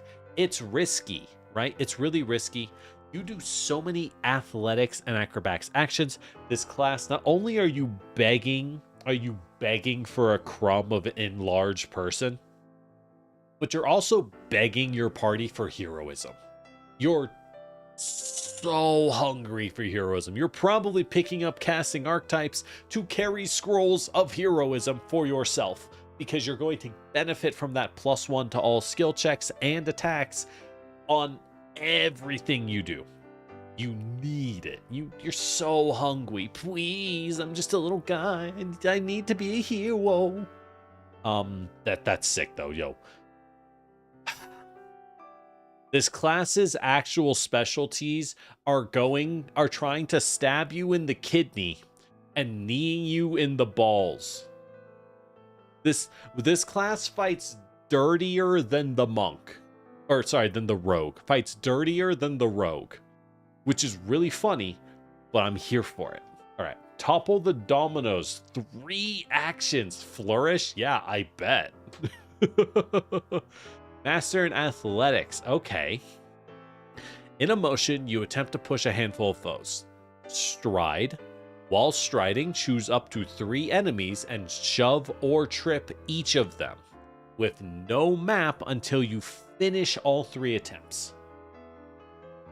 That's good. Being able to move and shove or trip 3 dudes is really good. It's not damaging, but if you're not going for a damage build, if you're going for the wacky control build, this is a wildly good battlefield controller with no magic. If that's your vibe, this class is going to do pretty good at that, I think. Really hard to say. And again, your game master needs to put objects in the map. They need objects. Need it. Please. All right. Freewheeling strike. 3 actions. Level 14. You have to be adjacent to a prop. So you have to start your turn next to the prop because it's 3 actions, right? Using your environment, you stride, but you must remain adjacent to props during your entire movement. This is only usable inside of dungeons and maybe some houses. If your enemy walks 10 feet away from the walls, he is immune to your mighty skills. Make a melee strike against each enemy within your reach at any point. Each attack counts towards your multiple attack penalty, but you do not increase your penalty until you've made all your attacks. You can strike a single creature only once per creature during your move. Oh my god. Oh, this is their version of Whirlwind Strike. Oh, you get to hit every single dude along the way. All right, now note, you don't hit for very much. Like, you're level 14, your damage booster is weapon specialization. You're pretty much guaranteed to be using a one-hand weapon. Maybe a bastard sword. Yeah. If you're strength-based, you're using a bastard sword, you're getting those D12s. and you're at the start of the combat, you're hoping you can get a freewheeling strike and land a bunch of D12, great sword level swings. That's your hope. That's your hope. Because if you're running D8 swings, it's okay. It's okay. But D12s, ooh, that's hot. All right. Opportunistic maneuver stunt, level 14. Target can't be more than one size larger than you. Unfortunately, you are level 14. I regret to inform you, if you're medium or small, your target is probably more than one size larger than you. You just fight a lot of giant monsters at high levels. That's just how it is. You grab a foe, position it into the way of an ally's weapon. Use stride, and then if it ends with a creature in reach, make an athletics check to move them up to 10 feet on a crit success, 5 feet on a base move. That's not very far. It must remain in your reach. You cannot move it into obstacles. The target ends within the reach of an ally. They can attempt a melee strike as a reaction. This is terrible. This is a level 6 feat. This should be a level 6. No, this should be a level 8 feat. This is a level 8 feat that is at level 14. That is my conclusion. All right. Shattering breakaway, level 14. You need breakaway attack again. You shatter an object, its pieces stay in your opponent's skin. You use a 2-action breakaway attack in melee. You hit them. If you do damage, they take persistent bleed damage equal to double the damage dice, so probably 6. They're then enfeebled 2 for as long as they take persistent damage. Okay, now we're talking bleed damage and enfeebled 2. Ooh. Yeah, and also you can just wall slam them, right? This is good. Ooh, shattering breakaway is good. Really weird feat number. This should be level 10. You know why? Shattering breakaway is how you enfeeble them for a long time. But it's level 14. At level 10 is the feat for bonus damage against enfeebled creatures. Why do I have a feat to fight enfeebled creatures available before I have the feat to enfeeble the creatures? You know what I mean? They need to swap where these feats are. Or just get rid of the power attack at level 6 for shattering breakaway. It's just better. I know that's why it's not at level 6. It's probably too good at level 6, but bruh. All right, level 16, deadly rush. You need rushing stride, okay? When you score a critical hit during the strike with rushing stride with a deadly weapon, double the number of deadly dice. Okay. When you strike during rushing stride without deadly, it gains deadly d8. That's okay. That does another 4 or 5 points of damage. What's my stance on errata? Most of the errata is fine. Paizo did they did put out a correction for the weakness errata, for those unaware. They had made a clarification on how weakness works that if we took them by their word, meant that every instance of fire damage were considered separate on your sword. So you would trigger fire damage. You could trigger fire weakness 5 times if you had different spells and magic runes to buff fire onto your sword. It was ridiculous. And then they went, whoa. Doesn't work like that. And we're like, oh, okay. That's it. Oh, okay. It doesn't work like that? Good. Because it shouldn't. That's it. All right. Level 16. Risky overextension. Press and risky 2 actions. So this is your whole turn, right? Because you have to have done something already. Make a melee strike. This counts as 2 attacks for your map. You're not going to care because this is your turn. If the strike hits, you get a crit. That's good. That's really good.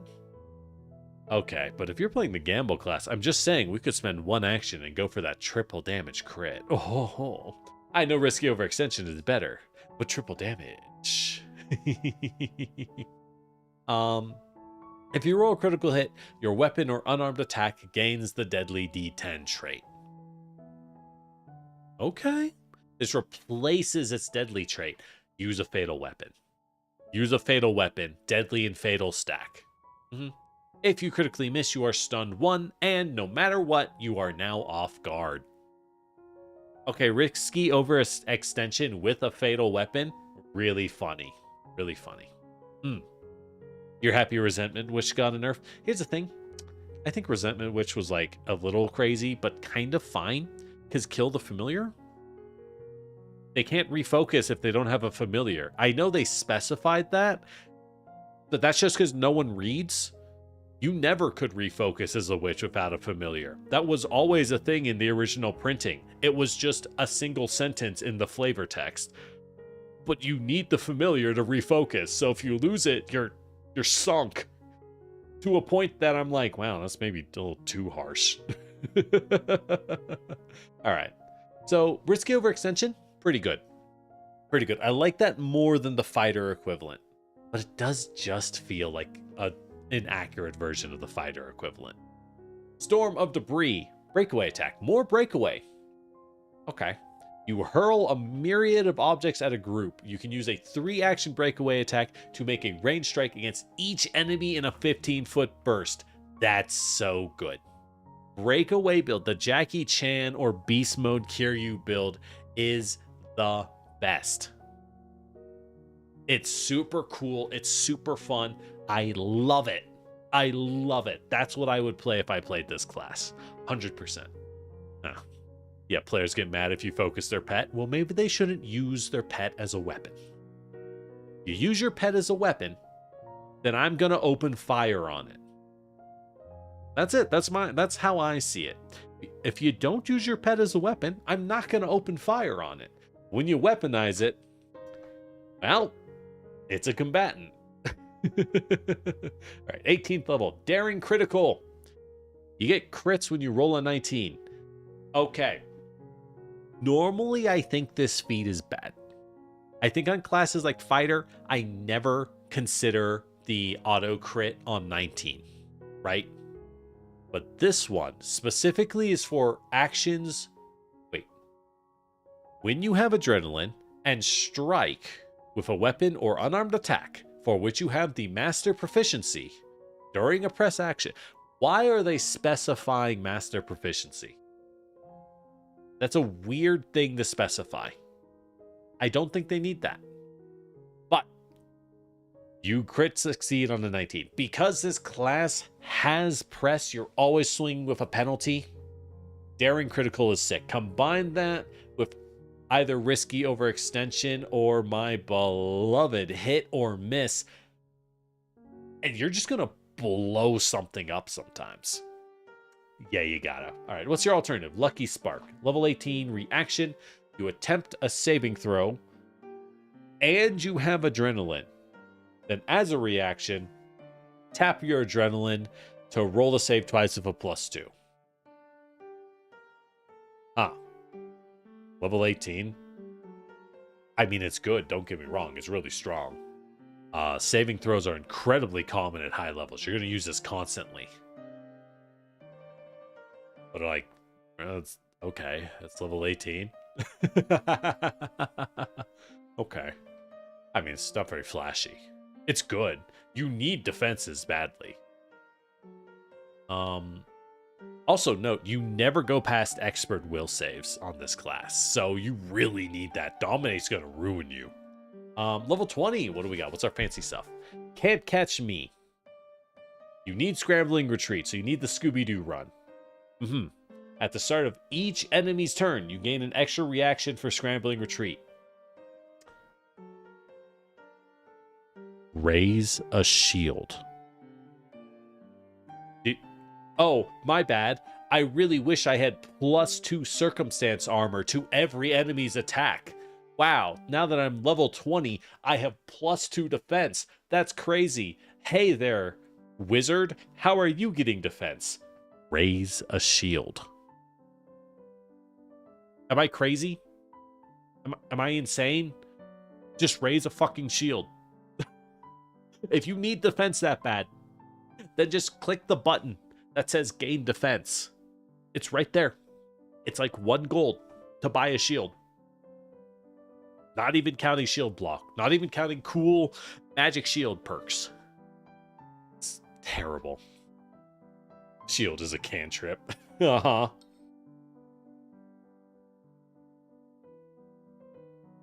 All right. Well, that one's I don't think that's good. Reckless Abandon, level 20.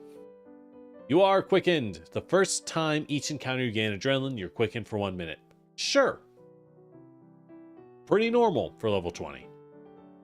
Ultimate Stunt Flexibility. You gain a 3rd feat. 8th level, 14th level, and 18th level feats. Neat. Why? Wait. This is terrible. What?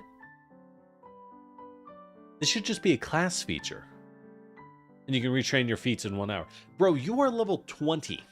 You are spending your ultimate capstone feat. The feat you're probably going to use like 4 times before your campaign ends. To get an 18th level feat, you already get the 8th and 14th level feats. Those aren't special. All you're getting is an 18th level feat. You already have an 18th level feat. It's called your level 20 feat. And you only have 2 level 18 feats to begin with. Note, neither of these have the risky trait. You can't even take them. You have to take risky overextension at level 16. This is the only feat with risky. This is the only feat you get. This is terrible. Doesn't work. There's no feats to take with it. Also, again, this is your level 20 feat. Why are you taking a lower level feat with your high level feat? How is that a benefit? That's bad. That's bad. You take Reckless Abandon. It's the only one that's worth it. Well, that's Daredevil. It's interesting. I think it's... Oh, this class is going to cause so many arguments, dude. Oh my god, no one's going to agree, and they're all going to be right. That's the worst part. Some people are going to tell you, this class sucks. You can't even wall slam anyone. And you know what? He's right. Because his GM, they fight in fields and forests. Not even forests. They fight in fields and near shrubs, and there's no walls. You can't wall slam anyone. But the guy he's arguing with is like, no, I always fight groups of enemies in formation next to each other. And they fight inside of buildings and small dungeons. And he's going to be like, this class is amazing. I'm shoving dudes into each other all the time. No one ever has reactive strike. And the third guy's like, I only fight higher level enemies with reactive strike. This class died on the first encounter, and we made 2 more, and they also died. And they're all right. They're all right. Because it happened to each of them. This is so encounter and map specific. It is impossible. It's impossible. That's right, Toto. There is not even a class, or a feat. There's not even a feat or a class feature that allows you... In fact, you don't even... Oh my god, it's called Daredevil and I don't have blind fight. Yeah, you have heightened awareness. It's not blind fight. You can't let the devil out. You can't even let the devil out. Or get your Catholic guilt install. Wow, 0 out of 10, no Daredevil points. I think this class is too fragile. I think they have to crank the HP. They have to crank the HP or the defense somehow. The Kiryu build, the Jackie Chan jumping around build, the, using improvised weapons, beautiful. The improvised weapon archetype was bad. This is good. I do agree. Daredevil is a for fun class. If you fight groups of weaker enemies all the time in good battle maps, which you should, but that's a lot of effort. It's a lot of effort for your game master. You're gonna have a ton of fun. You're gonna have a ton of fun. Anything else, it's gonna be miserable, right? If you fight what I would call bad encounter design, which isn't bad that people run it. It's just that these fights are kind of rough, man. They're not as interesting. They're not as tactically in depth. then the class sucks. That's my thoughts.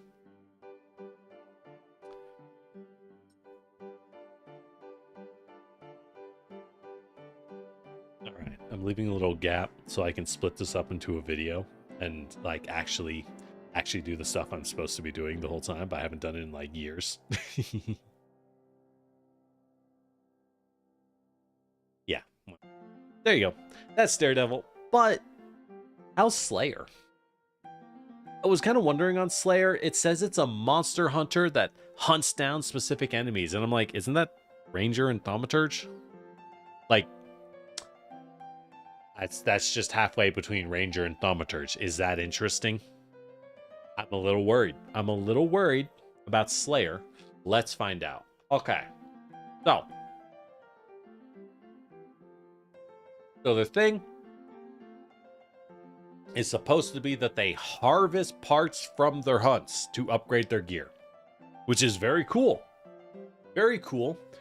It's going to be a content island. It's going to be like Thaumaturge's implements. You're not going to get different gear upgrades. I hope what they release is good because they're not going to give you more. Yeah, you are a monster hunter, so what you get? Expert perception, expert in all saves except for reflex. You have bad reflex. Got it. You can pump strength or dexterity. Kind of odd that you can up dexterity, but you're trained in reflex. You can do 10 plus your constitution modifier. So Slayer gets good HP. Slayer gets frontliner HP, but the class bouncing around like Looney Tunes is fragile. Okay. You know what, Daredevil? I love you too, Eatful. I love all my classes equally. I'm not fond of Daredevils. All right. Skills. You're trained in survival and 4 more skills. So you get a lot of skills. Remember, the base is 2 skills. The skill power creep is real. You get 5 skills total. So I think that puts you on par with Ranger. Feels bad for Rangers, I guess. You get martial weapons, medium armor. Why do you get medium, but Daredevil's stuck to light? Whatever. Yeah. Okay. So what actually does this class do? Key terms. Relentless. Relentless actions are special techniques you have trained to use on instinct. You can use any relentless action with the extra action. Okay. You get from on the hunt. In addition to 1 or more of your normal actions. In the case of a 2 or 3 action activity. Ooh, wait, you just get hasted? So relentless actions can be used for your special haste mechanic. Neat. Reinforced. Many Slayer feats and features gain additional benefits from your hunting tool that is reinforced with a trophy. All right. There's going to be a lot of bookkeeping for this class, I see. You're going to get players who want to be a cool hunter, all right? Play Monster Hunter. But they don't want to pay attention at the table, and they're going to be awful. They're going to be awful to play with. Because they're going to be like, hey, what does this do? And you're like, bro, I don't know. I'm not playing the character. They're built with the weakness change where multiple instances trigger damage. All right. We'll see. I mean, it's good they got rid of that because it was a bad idea. But, all right, you gain the on the hunt reaction. When you see your quarry be critically hit or any creature, including allies, within 60 feet be reduced to 0 hit points. As a reaction, you gain quickened until the end of your next turn. And you can use it to step, stride, or use relentless actions. Ooh, you're just getting extra actions. So instead of running reactive strike, you're just trying to fish for quicken. So this is going to be really good at low levels. At low levels, yeah, what's my character's name again? Yeah, no, this sounds sick. But at low levels, I would say 1 through 4, monsters die like that. They get 1 or 2 tapped constantly. Strength marshals just body them. And the players get knocked down in 1 or 2 hits as well, right? Everyone has low health. So on the hunt is triggering every round. You feel like a god. At high levels, this is not as good. However, you should play this class with a summoner. Not the class summoner. I mean, have a friend using summon monster spells. See what I'm going with? And maybe pair it with a ranger with an animal companion. If any creature going to 0 HP counts, then like just summon dudes to throw them in the front line. And if those dudes go down, your Avenger Slayer, who's practically just an Avenger at this point, is freaking out and tweaking super hard. Right? You are freaking it. All right. I dig on the hunt. I dig it. It can give you 2 extra actions. I don't think it can. Remember, when you gain the quicken condition, that means you start your turn with an extra action. You don't get the extra action until the start of your turn. Monster lore. Your training and experience means we don't know what the quarry is yet either. Means you have comprehensive knowledge about monsters. You are trained in monster lore. A special lore used to recall knowledge about non-humanoids. So not people, not trolls, not ogres, not giants. Things that are not on 2 legs, 2 arms, 2 eyes. They look just like humans. No 80-foot tall frog aliens. You don't know what those are. They're just like people. Nailed it. You are in fact a member of the Earth Defense Force as a Slayer. Got it. Typically only to identify vulnerabilities, resistances, and weakest defenses. It cannot be used about other topics. Ha! So it's really only to tell what they're vulnerable and resistant to. And it auto scales. But I'll note the basic lore. This requires intelligence. So if you want monster lore to be effective, you gotta up your intelligence. This is a nice feature for sure, but not nearly as powerful as like a thaumaturge or investigator. All right. Slayer feats. You gain feats. Yep. All right. Slayer's arsenal. Your hunting tools have no effect in anyone's hands but yours. If you lose a hunting tool, you can replace all tools with 1 week of downtime. They represent a specific piece of equipment, typically level 0. Okay, so you're covered in a bunch of cool hunt. This is your Van Helsing, your stakes and your crossbows and your silver, your crucifix. Like this is your loadout, which is kind of thaumaturge's thing. So I'm not thrilled, but okay. At first level, you have a signature tool. A special hunting tool with a specific... Again, this is thaumaturge's thing. Again. All right, choose a signature tool. Like the blood-seeking blade, the chymist vials, and the consecrated panoply. Sure. We'll look at those when we get to them. All right, so what is the quarry? What is the Slayer's quarry? You have Mark Quarry. I am a signature tool. Goddamn right. Mark Quarry. As long as you deem it worthy, you gain Mark Quarry. Spend 10 minutes listening to rumors about a single creature, researching it in a library, or taking note of its tracks. Oh, so this is not like Investigator, who is like, all right, I'm going to investigate the entire the Big Booty Gang, right? Everyone who's part of the Big Booty Gang and the Big Booty Gang's crime, I get my benefit on. No. Slayer says, all right, my quarry, I am hunting Big Booty Berry. All the other members of the Big Booty Gang, I get no benefits against. Only Big Booty Berry, his butt, I am mounting it on the wall. That is my goal. That is all you get one guy. The GM tells you if its level is equal to or higher than yours. If it is, you can mark it as a core. Oh, so it has to be at least your level. You cannot hunt weak creatures. Fair enough. Like Slayer on party. Get a +2 circumstance bonus to survival checks when you track your query and your recall knowledge. Sure. Why not? You gain additional benefits based on your arsenal. You can only have one query at a time. This is very much a hyper-focused single-target assassin, even more than ranger. But the only benefit we've seen so far is you get the easy quicken when your query eats a critical hit. Which actually means you are not a one-on-one assassin. You are screaming, jump that dude.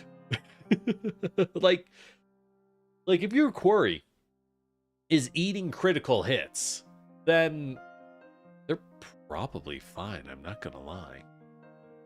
Claim trophy. When your query falls, you can claim a trophy to reinforce your tools. You get a personal trophy case. Can store up to 5 unused trophies. So you are unironically mounting Big Butt Barry's butt, which is big, on your wall. Cool. Horrifying, but cool.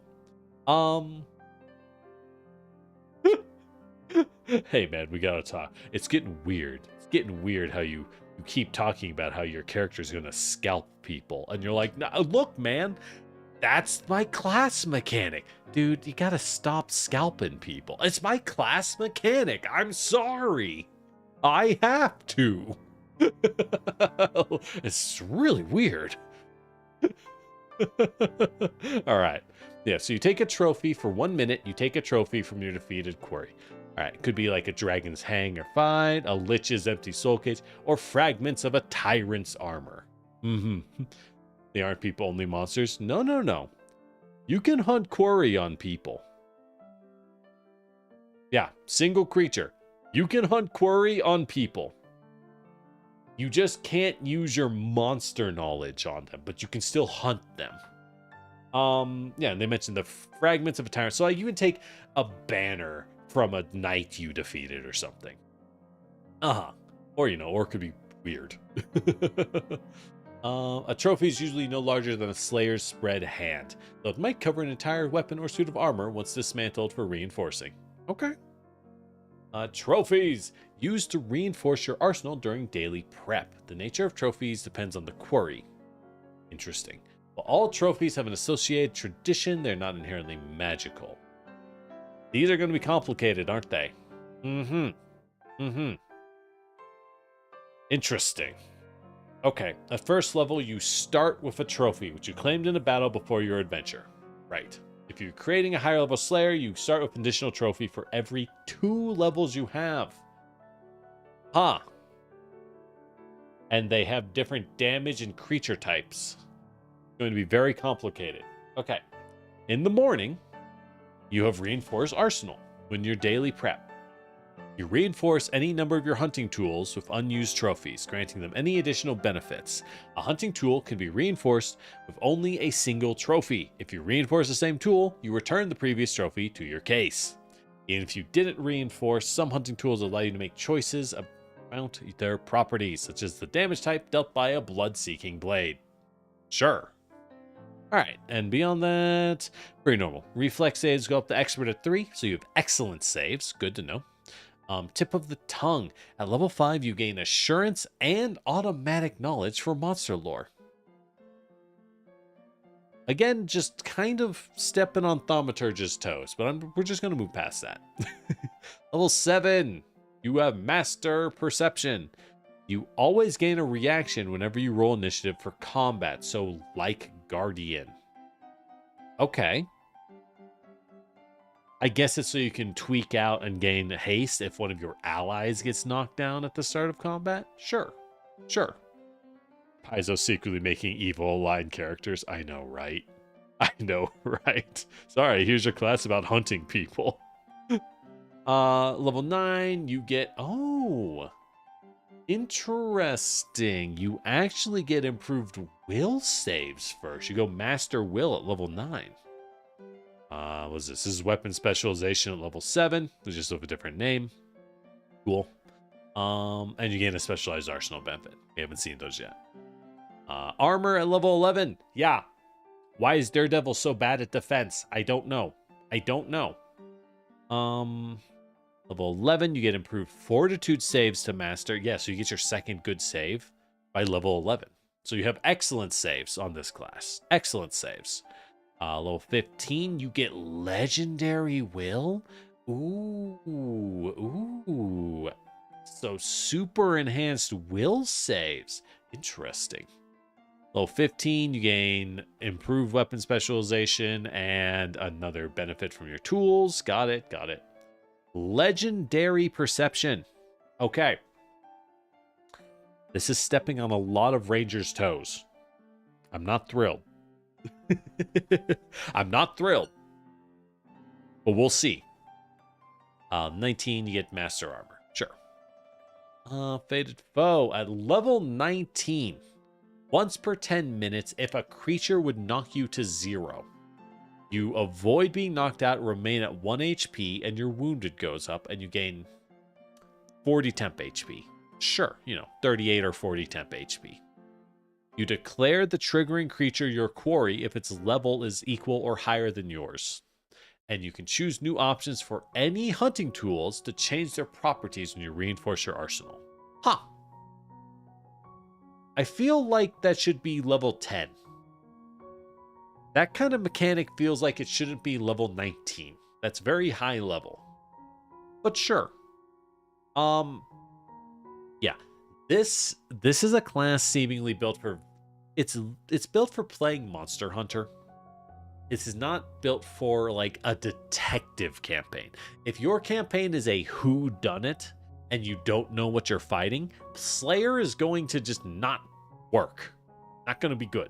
All right, so what are the tools? Right, so you start with a tool. Your signature tool grants an initial benefit and a slaying technique. So these are the relentless traits. Got it. One or both of these benefits is enhanced while your tool is reinforced. Sure, so what do you get? A blood-seeking blade. Your signature tool is a level 0 simple or martial weapon. You can designate a different weapon as your tool when you reinforce your arsenal. Cool. Initial benefit, Bloody Fuller. Pennsylvania, I see you. If your quarry is resistant to physical damage, you ignore that resistance equal to 1 plus damage dice. Okay. Oops. Kinda specific, but really good when it turns on. And if you reinforce the weapon, your first strike, which, let's be honest, you're probably doing, your first strike with this tool each turn deals 1d6 extra damage. Oh, and you can take element damage. I see. So you can give like 1d6 lightning damage or something. Extra damage increases at level 11 and 19. That's not bad. So this is your damage amp. This is your very precision ranger adjacent damage amp effect. Pretty good. And you can put this on a bow. You can. It does not specify melee. Slaying technique, hone strike, 2 actions. Center yourself, calm your breathing, then strike. Make a strike with your blood-seeking blade tool. Gain a +2 bonus to your attack roll and ignore concealed. That is just rangers, snipers aim. Okay.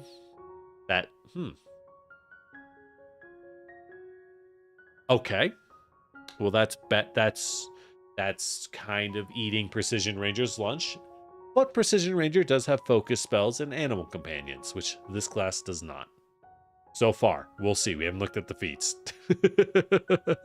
And at level 7, if you specialize into this weapon, it reduces resistance to any type of resistance damage, and you gain a fearsome returning or shifting ruin. Really? You get a champion's blade blessing? Oh. Okay. Sure. Which means this class is an excellent pick for thrown weapon builds because of the free returning rune. All right. Sure. You could take, however, the Chemist's Vials. An alchemist toolkit with special concoctions. So what does this give you? A 1-action alchemist eye. Once per hour, you drink a Chemist's Eye vial, gaining the ability to take your quarry within 30 feet as a precise sense for the next 10 minutes. Oh, so you can hunt only your quarry. So the basic effects are only for your quarry. But when you enhance the weapon, when you reinforce it, you gain a general benefit. Got it. Reinforced. You gain 1 special vision ability the creature the trophy was claimed from had, such as dark vision or cloud sight. Okay. That doesn't seem as generally good, but it's definitely cool. Very witchery. This is just a witcher class, isn't it? This is just for playing Geralt of Rivia. I see what you're doing. I know what you are. All right. 2-action slaying technique. Ignition Vial. Again, this is just the Witcher. You drink an ignition vial, then blow a cloud of energy. 15-foot cone. They take, 2d4. So they take d4s of damage, scaling like a spell. Not a lot of damage. And if reinforced, it can deal one of the trophy's non-physical damage types instead of fire. That's not as good. That damage seems kind of low. And at level 7, you can now do this once a round. Okay, that's much better. You can now breathe fire every round. That makes up for the low damage. Understood. All right, but what is the Consecrated Panoply? All right. While wearing this tool, you gain a +1 bonus to saving throws against your quarry. Not bad. And if you reinforce it, you get a +1 status bonus to saving throws against creatures with the trophy's traits and spells of the trophy's tradition. Not as general use. You have to use it specifically. I like that. But really good when it works. You get the hunting spike, so this is your stake, to stake the vampire. You need a free hand, and you need to wear the Consecrated Panoply. Draw and strike with a hunting spike. Specialty tools which functions as daggers. Yeah, it's literally stake the vampire for 1 action. Your hunting spikes have the holy or unholy trait chosen when you reinforce your arsenal. You will always have more spikes, but they're worthless to anyone but you. Really? It's just a dagger? It's just a basic dagger with the holy trait? I guess if you're quickened, you just get a dagger strike. That's okay. You can throw it. Now level 7, if you enhance it, it's now a +1 striking dagger, and it's cold iron or silver. That's okay. I mean, I get it. If you're getting the quickened action, this is pretty good. It's an extra strike. Who doesn't hate that? I don't know if it's amazing. It's a D4, man. It's a D4. Warded mail. So what's the armor variant? But wearing this, you gain physical damage resistance against your quarry. Cool. And if reinforced, you gain damage resistance to 1 plus half your level to one of the trophy's damage types. Okay. And that doesn't mention non-physical. Can trophies do physical damage? If you can use this to get damage to like slashing or piercing, that's really good. In fact, I would say that's better than an energy resistance. 1 action, the slaying technique, Armored Shelter. Get a +2 bonus to AC and reflex saves. What? Against area effects. Is that armor class against area effects, or is that all armor class? They probably should have added a comma there. I'm not sure. until the end of your turn or until you move or use an attack. So this is the last thing you do is the armor. It's okay. Men will do anything to avoid carrying a shield. All right, the enhanced variant. You gain resistance to all damage dealt by your quarry. You gain access to armor specialization. Cool. And you can take it on or off as a single action. Cool. Sure. Why not? Now I'll note, this has to be a suit of level 0 common armor. So, what that means is you are not allowed. You are not allowed to use magic armor. Same with the weapon. You are not allowed to use specific magic weapons. So if you find a really cool named artifact armor, too bad, buddy. That's going to the wizard. All right. Wait, do we not? Before I look at feats, I have to know what the tools do. What? Do I know what the items do, though? Oh, okay. So this is just where it says what the traits are. So they always do 1 energy damage and are based just off 1 creature type. Okay, so pretty simple on the trophies. They're not that complicated, but you just have to write it down. All right. What feats do they got? Blood Scent. Okay, yeah, I get it. You're Geralt of Rivia. 1 action. Oh, it's relentless. That's good. Recall knowledge against single creature. If you succeed, you know all their conditions and the percent of their remaining HP. You can use it as a free action if they're your quarry or if they're taking persistent bleed damage. That's some valuable info. They seem to like giving that info more. They're working more with HP manipulation recently.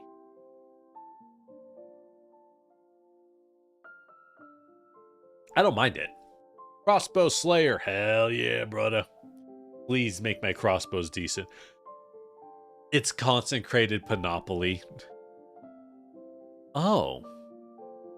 You can load the hunting spikes into your crossbow, and its thrown trait uses the crossbow's range implement. Okay, that's kind of hot. All right, this is very Van Helsing, which once again makes me question if this class could have been split up into an archetype and a bunch of feats for both Thaumaturge and Ranger.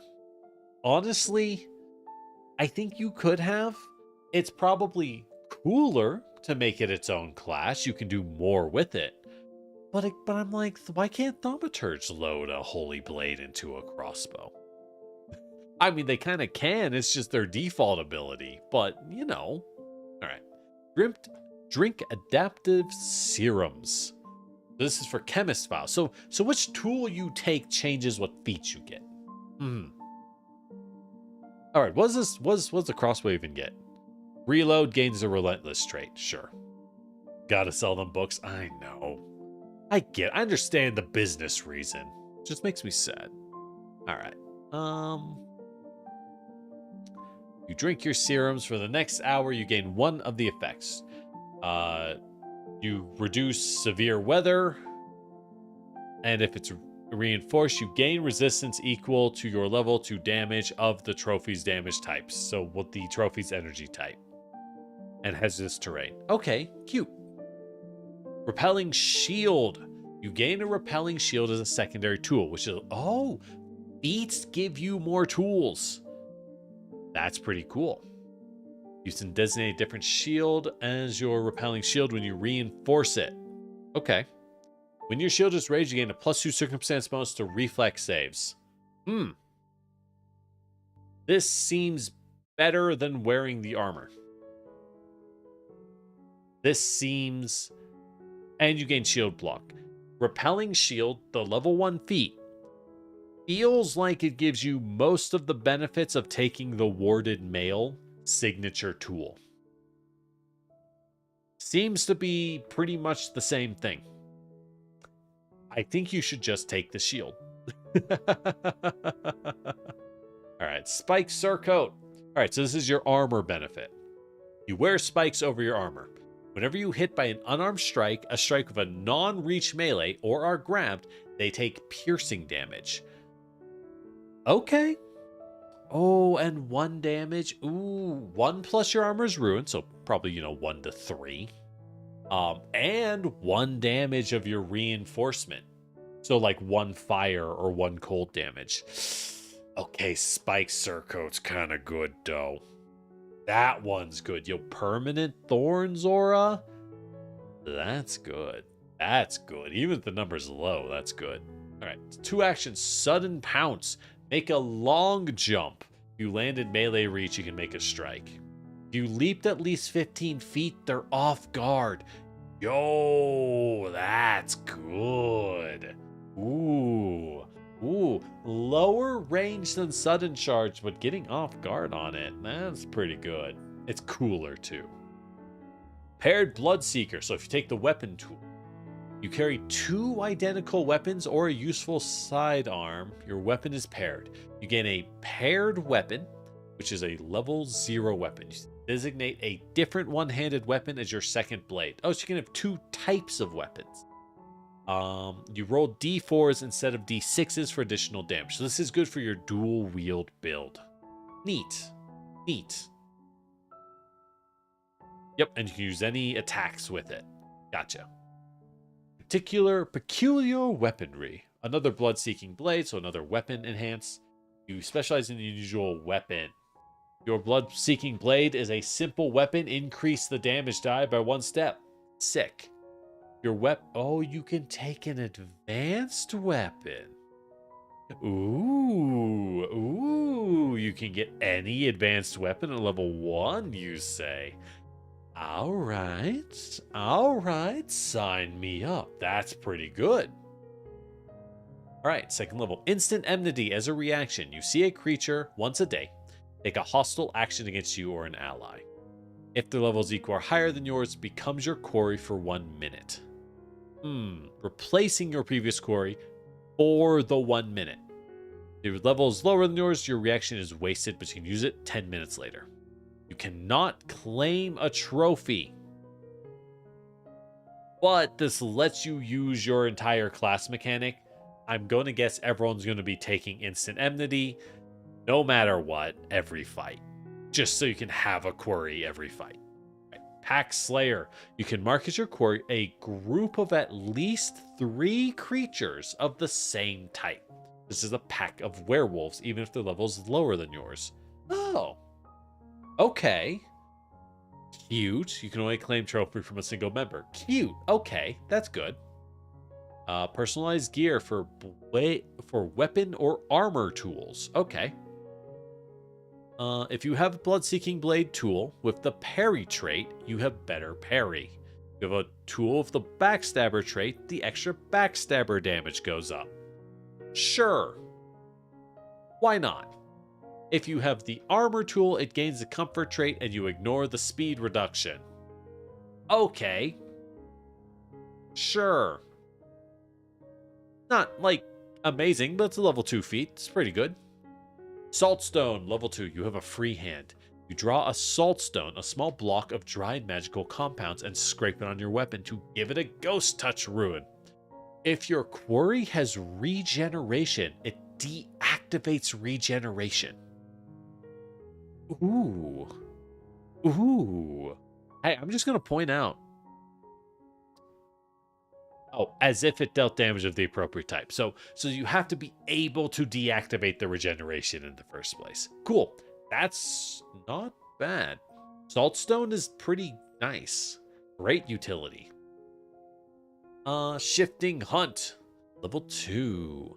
You interact to change configuration of a combination or modular weapon, or to change your grip on a 2-hand weapon.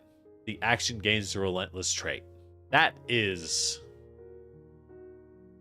really specific.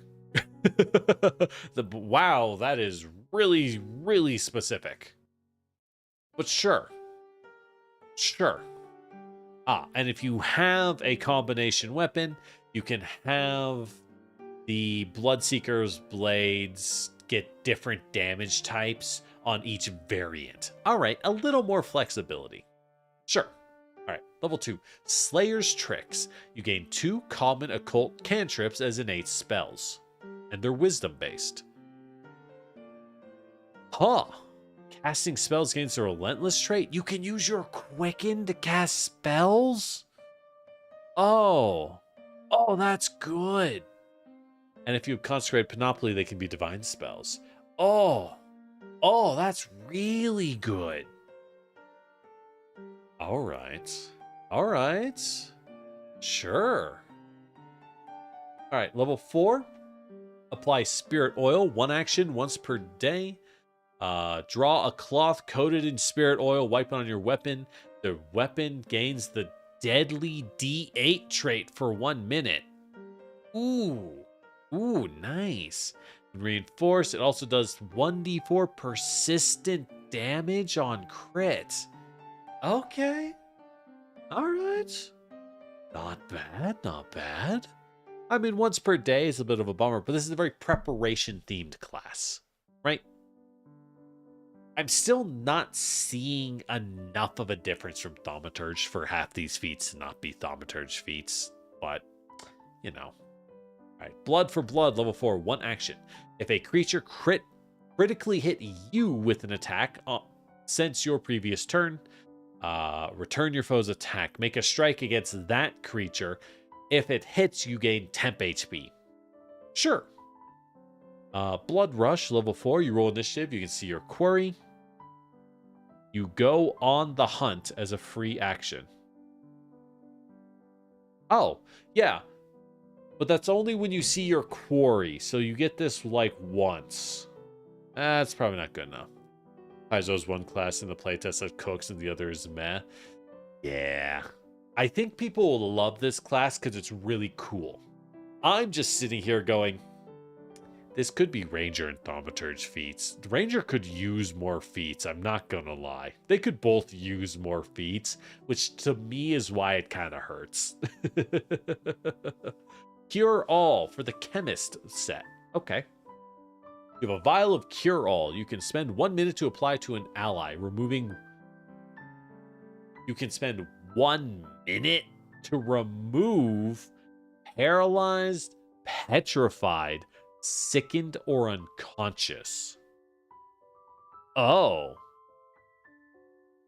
Petrified? When was the last time any of y'all got permanently petrified? I have seen it happen once. I have seen a player get petrified. Once. Not counting myself. In 2nd edition, I got insta-killed a lot. Petrify was one of them. All right. Reinforce. Okay, so when you're enhanced, and let's be honest, you're probably reinforcing all these anyways. At least when you can. Use Cure All to attempt to counteract an affliction applied by the creature using your class DC. That's really specific. Okay. Yeah, as a GM, you know, so yeah, right, because they feel really bad for the player. Expansive Panoply for the Consecrated set. For the Divine set. Short, sharp piece of metal is a versatile tool. When you use a hunting spike, you can draw and strike with clubs, darts, or short swords rather than daggers. That's required. That is a nice damage and versatility and damage type buff to your hunting spike. So you're definitely using that. Very cool for a sick crossbow character, though. I don't know if they'd be good. I don't think the crossbow slayer is actually very good, but they're really cool. All right, final flourish. Level 6, so we're at level 6. So, interestingly, Daredevil's feats are so fancy and cool, but I'm sitting here trying to parse if they're good. These feats, I'm like, okay, these are neat, but none of them are like, oh, this is insane, right? They're just like, oh, that's pretty neat. Level 6, Final Flourish. You reduce a creature to 0 HP, so you have to finish off a creature. With a showy flourish, flick the blood off your blade or rearm your weapon. Gain temp HP equal to half your level for 1 minute. You can swap weapons or reload. Not bad. Pretty cool. At higher levels, you won't use it as much as you will at lower levels. Relentless Counterstrike, level 6. Huh. You have bonus AC from Armored Shelter, Raise a Shield, or Parry. And an attack that would have hit without that bonus misses you. So it needs to miss by 1 to 3. If you use a Fortress Shield, it needs to miss by 3. Otherwise, it's by 2. You're going to use a Fortress Shield for Relentless Counterstrike. Let's not kid. Pretty good with it, though. You go on the hunt as a free action. So you get a tweak out. Okay, sure. I like that it is a reaction, and all it does is allow you to do a different reaction as a free action. I get why it's written that way. It's just kind of funny. Shifting combination to action.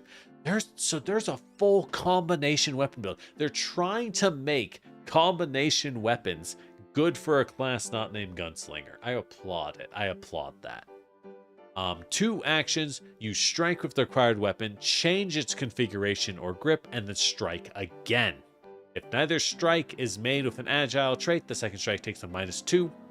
Both strike, use your current... Oh, it's double slice with the same combination weapon. Ooh, or a modular weapon.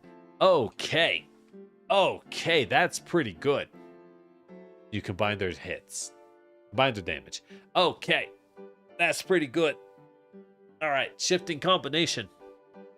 It's not as good. It's 2 actions. It's not as good as what Gunslinger brings you. Stab and blast on a Gunslinger, still better. Don't get me wrong, still better. But this is an option, and we have not had an option, so I appreciate it. Yeah. I dig it. All right, that's cool. And with modular weapons, this opens up quite a few melee types, like the Kobold Multi-Tool, which is a giant kobold-sized Swiss knife. A utility knife. Anyways, Spell Slates, level 6. Slayer's Trick. So this is your spell enhancement. At level 6, you gain a first rank common occult. A first and second rank common occult spell as innate spells. At 8th level, you gain a third. This is... Oh, you just have a full spellcaster.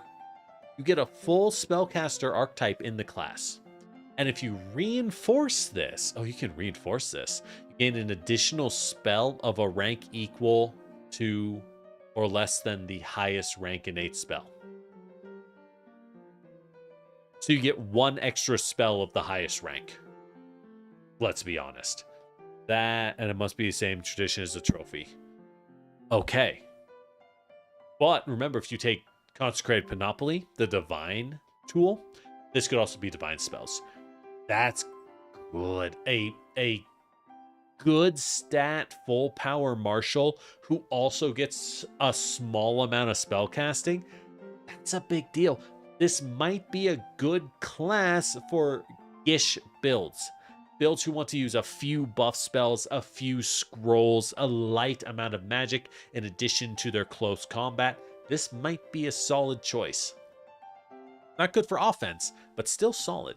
For buffs mostly and utility. Wall of Will. So this is your armor equivalent. While you're benefiting from Armored Shelter, so when you're parrying with the armor, the first time your quarry attempts to enter a space adjacent to you, it must attempt a will save. Again, anything that works only against your quarry, I'm like, it's literally a singular enemy. I'm not thrilled by them. They're cool. They're the class's flavor, but I'm like, it's very campaign specific. All right. 8th level, Armored Fortress. So if you have a shield raised or are using the armor benefit. So once again, don't take the armor tool, just grab a shield. You can spend a second action, so spend an action after raising a shield. Until you move from your current space, your allies can take cover behind you.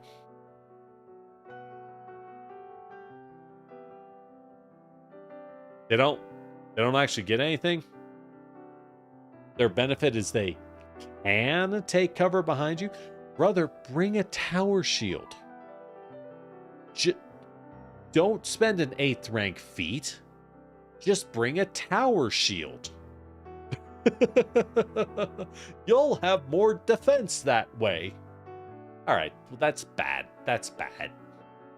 It needs to give a small benefit to your teammates at least, or something. All right, catalyzing flask. This is their chemist level 8 feat. You gain a alchemical vial with a level 1 alchemical elixir. You can activate it without consuming it once per day. So you can drink it twice. No. Right. Okay. So what it is that you have a level 1 alchemy potion. You can drink it once a day for free. If you drink it a second time, you then have to spend a week of downtime to make a new one. Right? You have to make a new one, which takes a week of downtime. You can designate a different elixir of your level or lower as the contents when you reinforce. Right, so you have to reinforce this so it can be better than a level 1 tool. But you get a potion. Very Witcher. Again, catalyzing flask is very Witcher. And when reinforced, you get a +1 status bonus to a will save. Whatever the creature's highest will save. You have to really look through the stat blocks of what you were fighting to play this class. This is okay. You get 1 potion.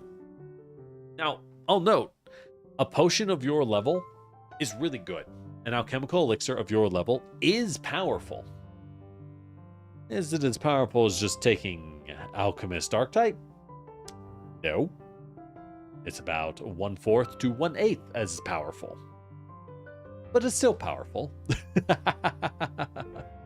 Alright, level 8, Defensive Hunt. If when you're critically hit, you get a tweak out and go on the hunt. You get hasted when you get crit. By your quarry, specifically. So again, if you want these quarry feats, you have to take the level 2 feat to once a day. Just designate a given enemy as your quarry. If you don't take that, you're just going to be sad. You're not going to have class mechanics. You have to. You have to. May as well be required. Alright, level 8, Field Forge Tools. Gain the Monster Crafting Skill feat. When you use it, you can consume an unused trophy. An unused trophy. In addition to the monster. You designate an item as a hunting tool. You gain its reinforced benefits as if you reinforce it with the consumed trophy. Oh, you build the trophy into the item you crafted with the monster, and now it's always reinforced. You can still reinforce with another trophy. And you can switch trophy stats used as the 1-minute activity. This is the full Monster Hunter feat. Got it. If you want a Raytheon sword, you take Field Forge Tools. I understand. Okay. Is it, like, amazing? It's cool. And I think cool is more important. Alright. Eager Hunter, level 10. When you go on the hunt, so when you use your reaction when you get hasted, you can step toward the nearest enemy. Okay. Are you going on the hunt constantly? I mean, you can build for it, I guess. It's alright. Endless Enmity, level 10. The frequency of instant enmity becomes once per 10 minutes. Okay, that's the one we're taking. Right. Level 2, level 10, locked in. Instant enmity, endless enmity. Because otherwise, we can't turn things into our quarry. Right? But a lot of our mechanics want that, and this is how we enable that. It's just is. What else could we get if we don't care about quarry, though? Ever Vigilant, level 10. Start of each of your turns, you gain an additional reaction that can only be used to go on the hunt. Very cool. You don't have a different reaction to use. I guess if you're shield blocking, Ever Vigilant is good. Yes, this is for the Fortress Shield build. This is for the Fortress Shield build that is using... which one? Level 6 Relentless Counter-Strike, which lets you go on the hunt when they miss you because of your shield. Remember, Fortress Shields give you a +3 armor class, better than any other option, and that'll let you on the hunt way more often, which means you combine with Ever Vigilant. Now you're getting extra haste, and you're already raising a shield, so you have shield block for your other reaction. That is the build. Ship it. Or share insight on last level 10 feet. Your allies, okay. Each day, choose the following benefit. Interesting. So for one action, your allies gain the chosen benefit for 1 minute. Blood-Seeking Blade, allies ignore 3 points of your quarry's resistance. Chemist of Vials, your allies gain low light vision or dark vision, and they can sense your quarry. Consecrated Panoply, allies gain a status bonus to saves. All right, so this lets you buff your team against your quarry, your target specifically. Share Insight also requires the Instant Enmity, Endless Enmity build. Ergo, I'm going to say this is not a 10th level feat. This is a 12th level feat. You're only taking this after taking Endless Enmity, so you can always have a quarry in combat. Very important. All right, and interestingly, I argue that most fights should be against lower level foes in groups because it's just more fun and interesting. This class would hate my encounter design. This class screams, no, enemies should be at my level. 100%.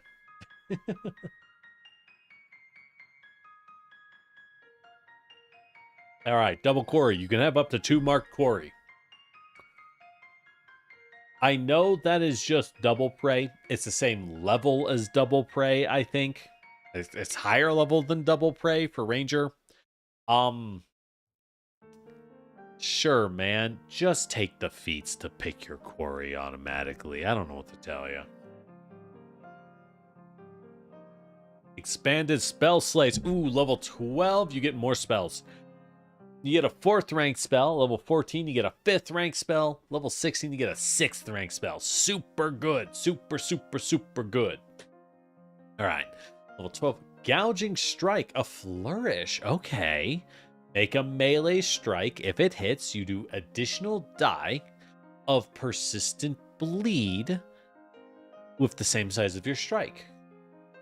And the target, the target gains weakness 3 to physical damage until the start of your next turn. Or until it's no longer taking persistent bleed. Okay. Now we're talking. Giving them weakness 3 to physical damage. Tasty. All right. So if you're just striking, Gouging Strike's just an upgrade. It's just an upgrade for your weapon. Most builds are probably going to pick that if you're not going for the spells. All right, otherwise, level 12, Spectral Lens, the new secondary tool, Spectral Lens. Okay, you can cast... Oh, you just permanently gain See Invisible.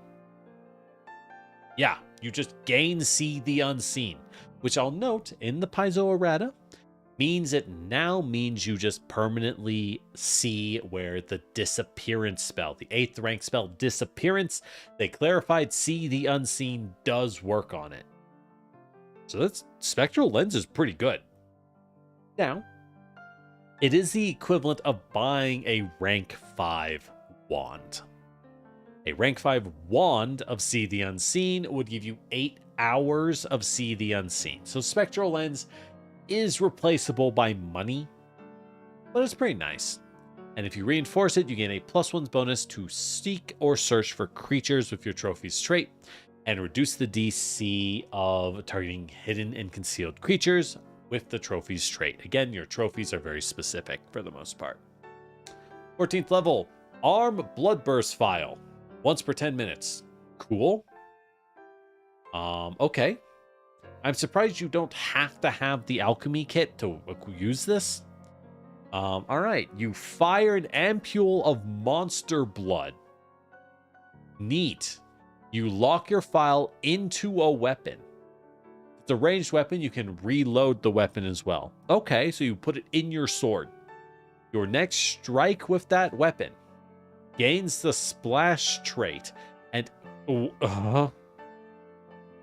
I'm sorry, it deals an additional 12d6 persistent bleed and 12 persistent bleed splash. On average, we can assume that persistent damage will tick roughly 3 times before falling off. Fights don't last much longer than that anyways. So we can assume that if you hit your opponent with this, they're going to take a nice extra, 36 d6 plus 36 bleed damage. No, you are immune to the splash. And you can also just throw it as a bomb. Oh, and if you reinforce it, it does 13d6. Oh, my bad. So important. Fucking. Oh. Why? That is way too high. That number is way too high. I don't know what the right number is. To be perfectly clear, I'm not bothering to run the math to know what the right number should be. But I do know that 12d6 plus 12 is way too high. I would be aghast if you had a spell that did that much. I think, in fact, I'm pretty sure the dehydrate spell does not do this much persistent damage. And that spell's insanely good. So, like, oh, and you still hit them with your weapon, by the way. Holy crap. Okay. Well. All right. What's your alternative? You're not going to take any alternative. This is too overpowered to not take. But if you want, not to just, like, cheese the game, I guess, we could take Open Wound. Creatures taking persistent bleed damage are off guard to you. Cute. I don't know if that's a level 14 feat. Wow, that's your only... Really? Really, your level 14 options are hit the guy with the bleed grenade that annihilates him and his entire bloodline to the 9th generation, or people who are bleeding are off guard. Fucking... All right. Not even close, dude. All right. 16th level, we have Impenetrable Shelter. All right, so we got an armor. We got an armor feat. When you use Armored Shelter, you gain a +2 circumstance to all area effects, not just reflex. Why? Level 16?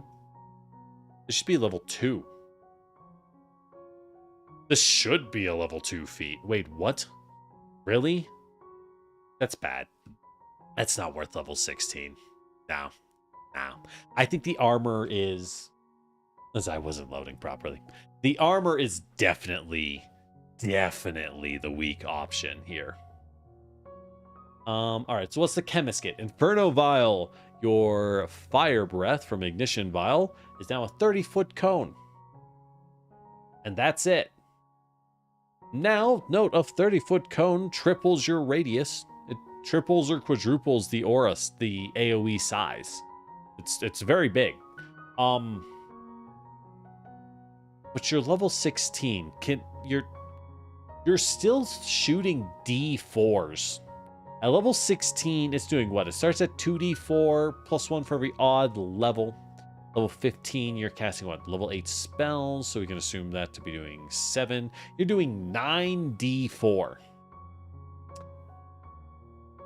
That's like 22 damage.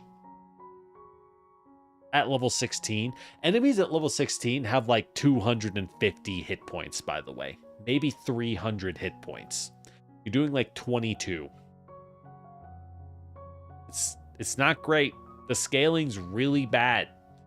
It scales really, really bad. All right, so Inferno Vial is cool, but not great because the scaling of Ignition Vial is kind of weak. All right, what's the weapon do? Unerring Edge. When you use Hone Strike, you ignore the target's hidden condition, as well as its concealed condition, and the circumstance bonus of your attack roll is +3. Wow. That's the best one. Because that's another +1 to hit. I just realized this is better than what Ranger has because it works on melee. I just realized Hone Strike for the weapon implement, the weapon tool, is better than Ranger's Sniper Aim because it works on melee. That's a nasty tool if you pair it with like a Great Axe. Ooh. Or any fatal weapon. You go up to fighter accuracy. That's nasty. Alright. Unerring Edge is excellent. It's boring though. It's boring, but it's excellent. Alright, and Vicious Spike for your Consecrated Panoply. I would probably go Consecrated Panoply. I think the weapon's a strong pick, but the Panoply is way cooler, so that's the one I'd go with. Now, blessings on your hunting spikes mean they always draw blood. When you use a hunting spike to hit someone, on a failure, you deal the damage you would have dealt on a hit, treating all damage dice as if you rolled a 1. Wow. Wow. Ooh. This applies to all dice from weapon runes, spells, and special abilities, not just weapon damage dice. Ooh. Ooh, that's kind of good, actually. That means you can just spam knife throws and just keep doing damage. Vicious Spike.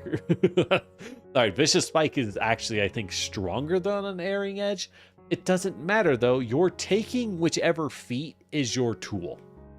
Realistically, you're just taking whatever feat is your tool. Alright, level 8. Obliterate Exodia. Alright. 3 actions. Make a strike. If you hit, you do maximum damage. And then your turn ends. Sure? Okay. Probably not even... I don't know. I think if you're level 18, you have better uses for your actions than spending all 3 on just one big strike. But it is cool. So, okay. It's not useless. I just don't think it's amazing compared to just striking twice and then raising a shield or stepping away or casting a spell or buffing your ally or drinking a potion. There's a lot of options at this level, okay? Alright, level 18, Terrifying Bloodlust. Once per 10 minutes, you unleash your killing intent.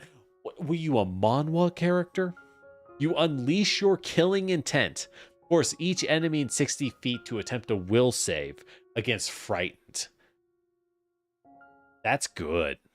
Terrifying Bloodlust is great. And AoE Fear, excellent. Never goes out of fashion. Never goes out of fashion. Beautiful. Level 18 feels high for Terrifying Bloodlust, but it is very good. So that's definitely what you would want over Obliterate. Alright, what's level 20? Eternal Hunt. You end your turn. You go on the hunt. Huh. This is just their... Well, it's awkward, right? All these classes, almost every martial has a feat at level 20, which can be summed up as you are now quickened to do your thing. This class is built around being quickened already. So the level 20 equivalent feat is a little awkward. You're probably not going to want this, honestly. What's the other one? Unbound Hunt. The first action or activity you use on each of your turns gains the Relentless trait. This is probably better because you're hoping to trigger on the hunt through other means. If you find in practice, which I don't know unless I play the class, if you find in practice you don't on the hunt very often, you're probably going to want Eternal Hunt over Unbound Hunt. All right.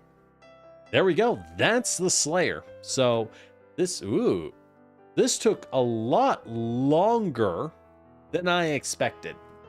So I'm gonna call the stream here. I thought that'd be 1 to 2 hours. That took 3. I need to read faster. All right. But thank you for dropping by. I hope you had fun. These classes are interesting. I think Daredevil is really cool, but needs a buff badly. I think Daredevil is a cool class that is too fragile for what it's trying to do, at least reading it. I think it's a lot of fun to play, but in practice is very fragile. I think Slayer is a really strong class. I think the hunting trophies are very cool, very thematic. I dig what they got going on as an idea. However, with that said, it could have been a ranger subclass. Okay.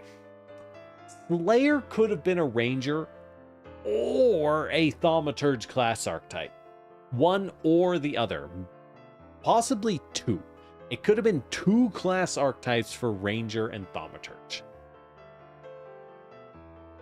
It feels bad saying it, but look deep in your heart. You know I'm right. You know I'm right. Look deep into your heart. Right? So, yeah, that's really my thought of like, oh, it's kind of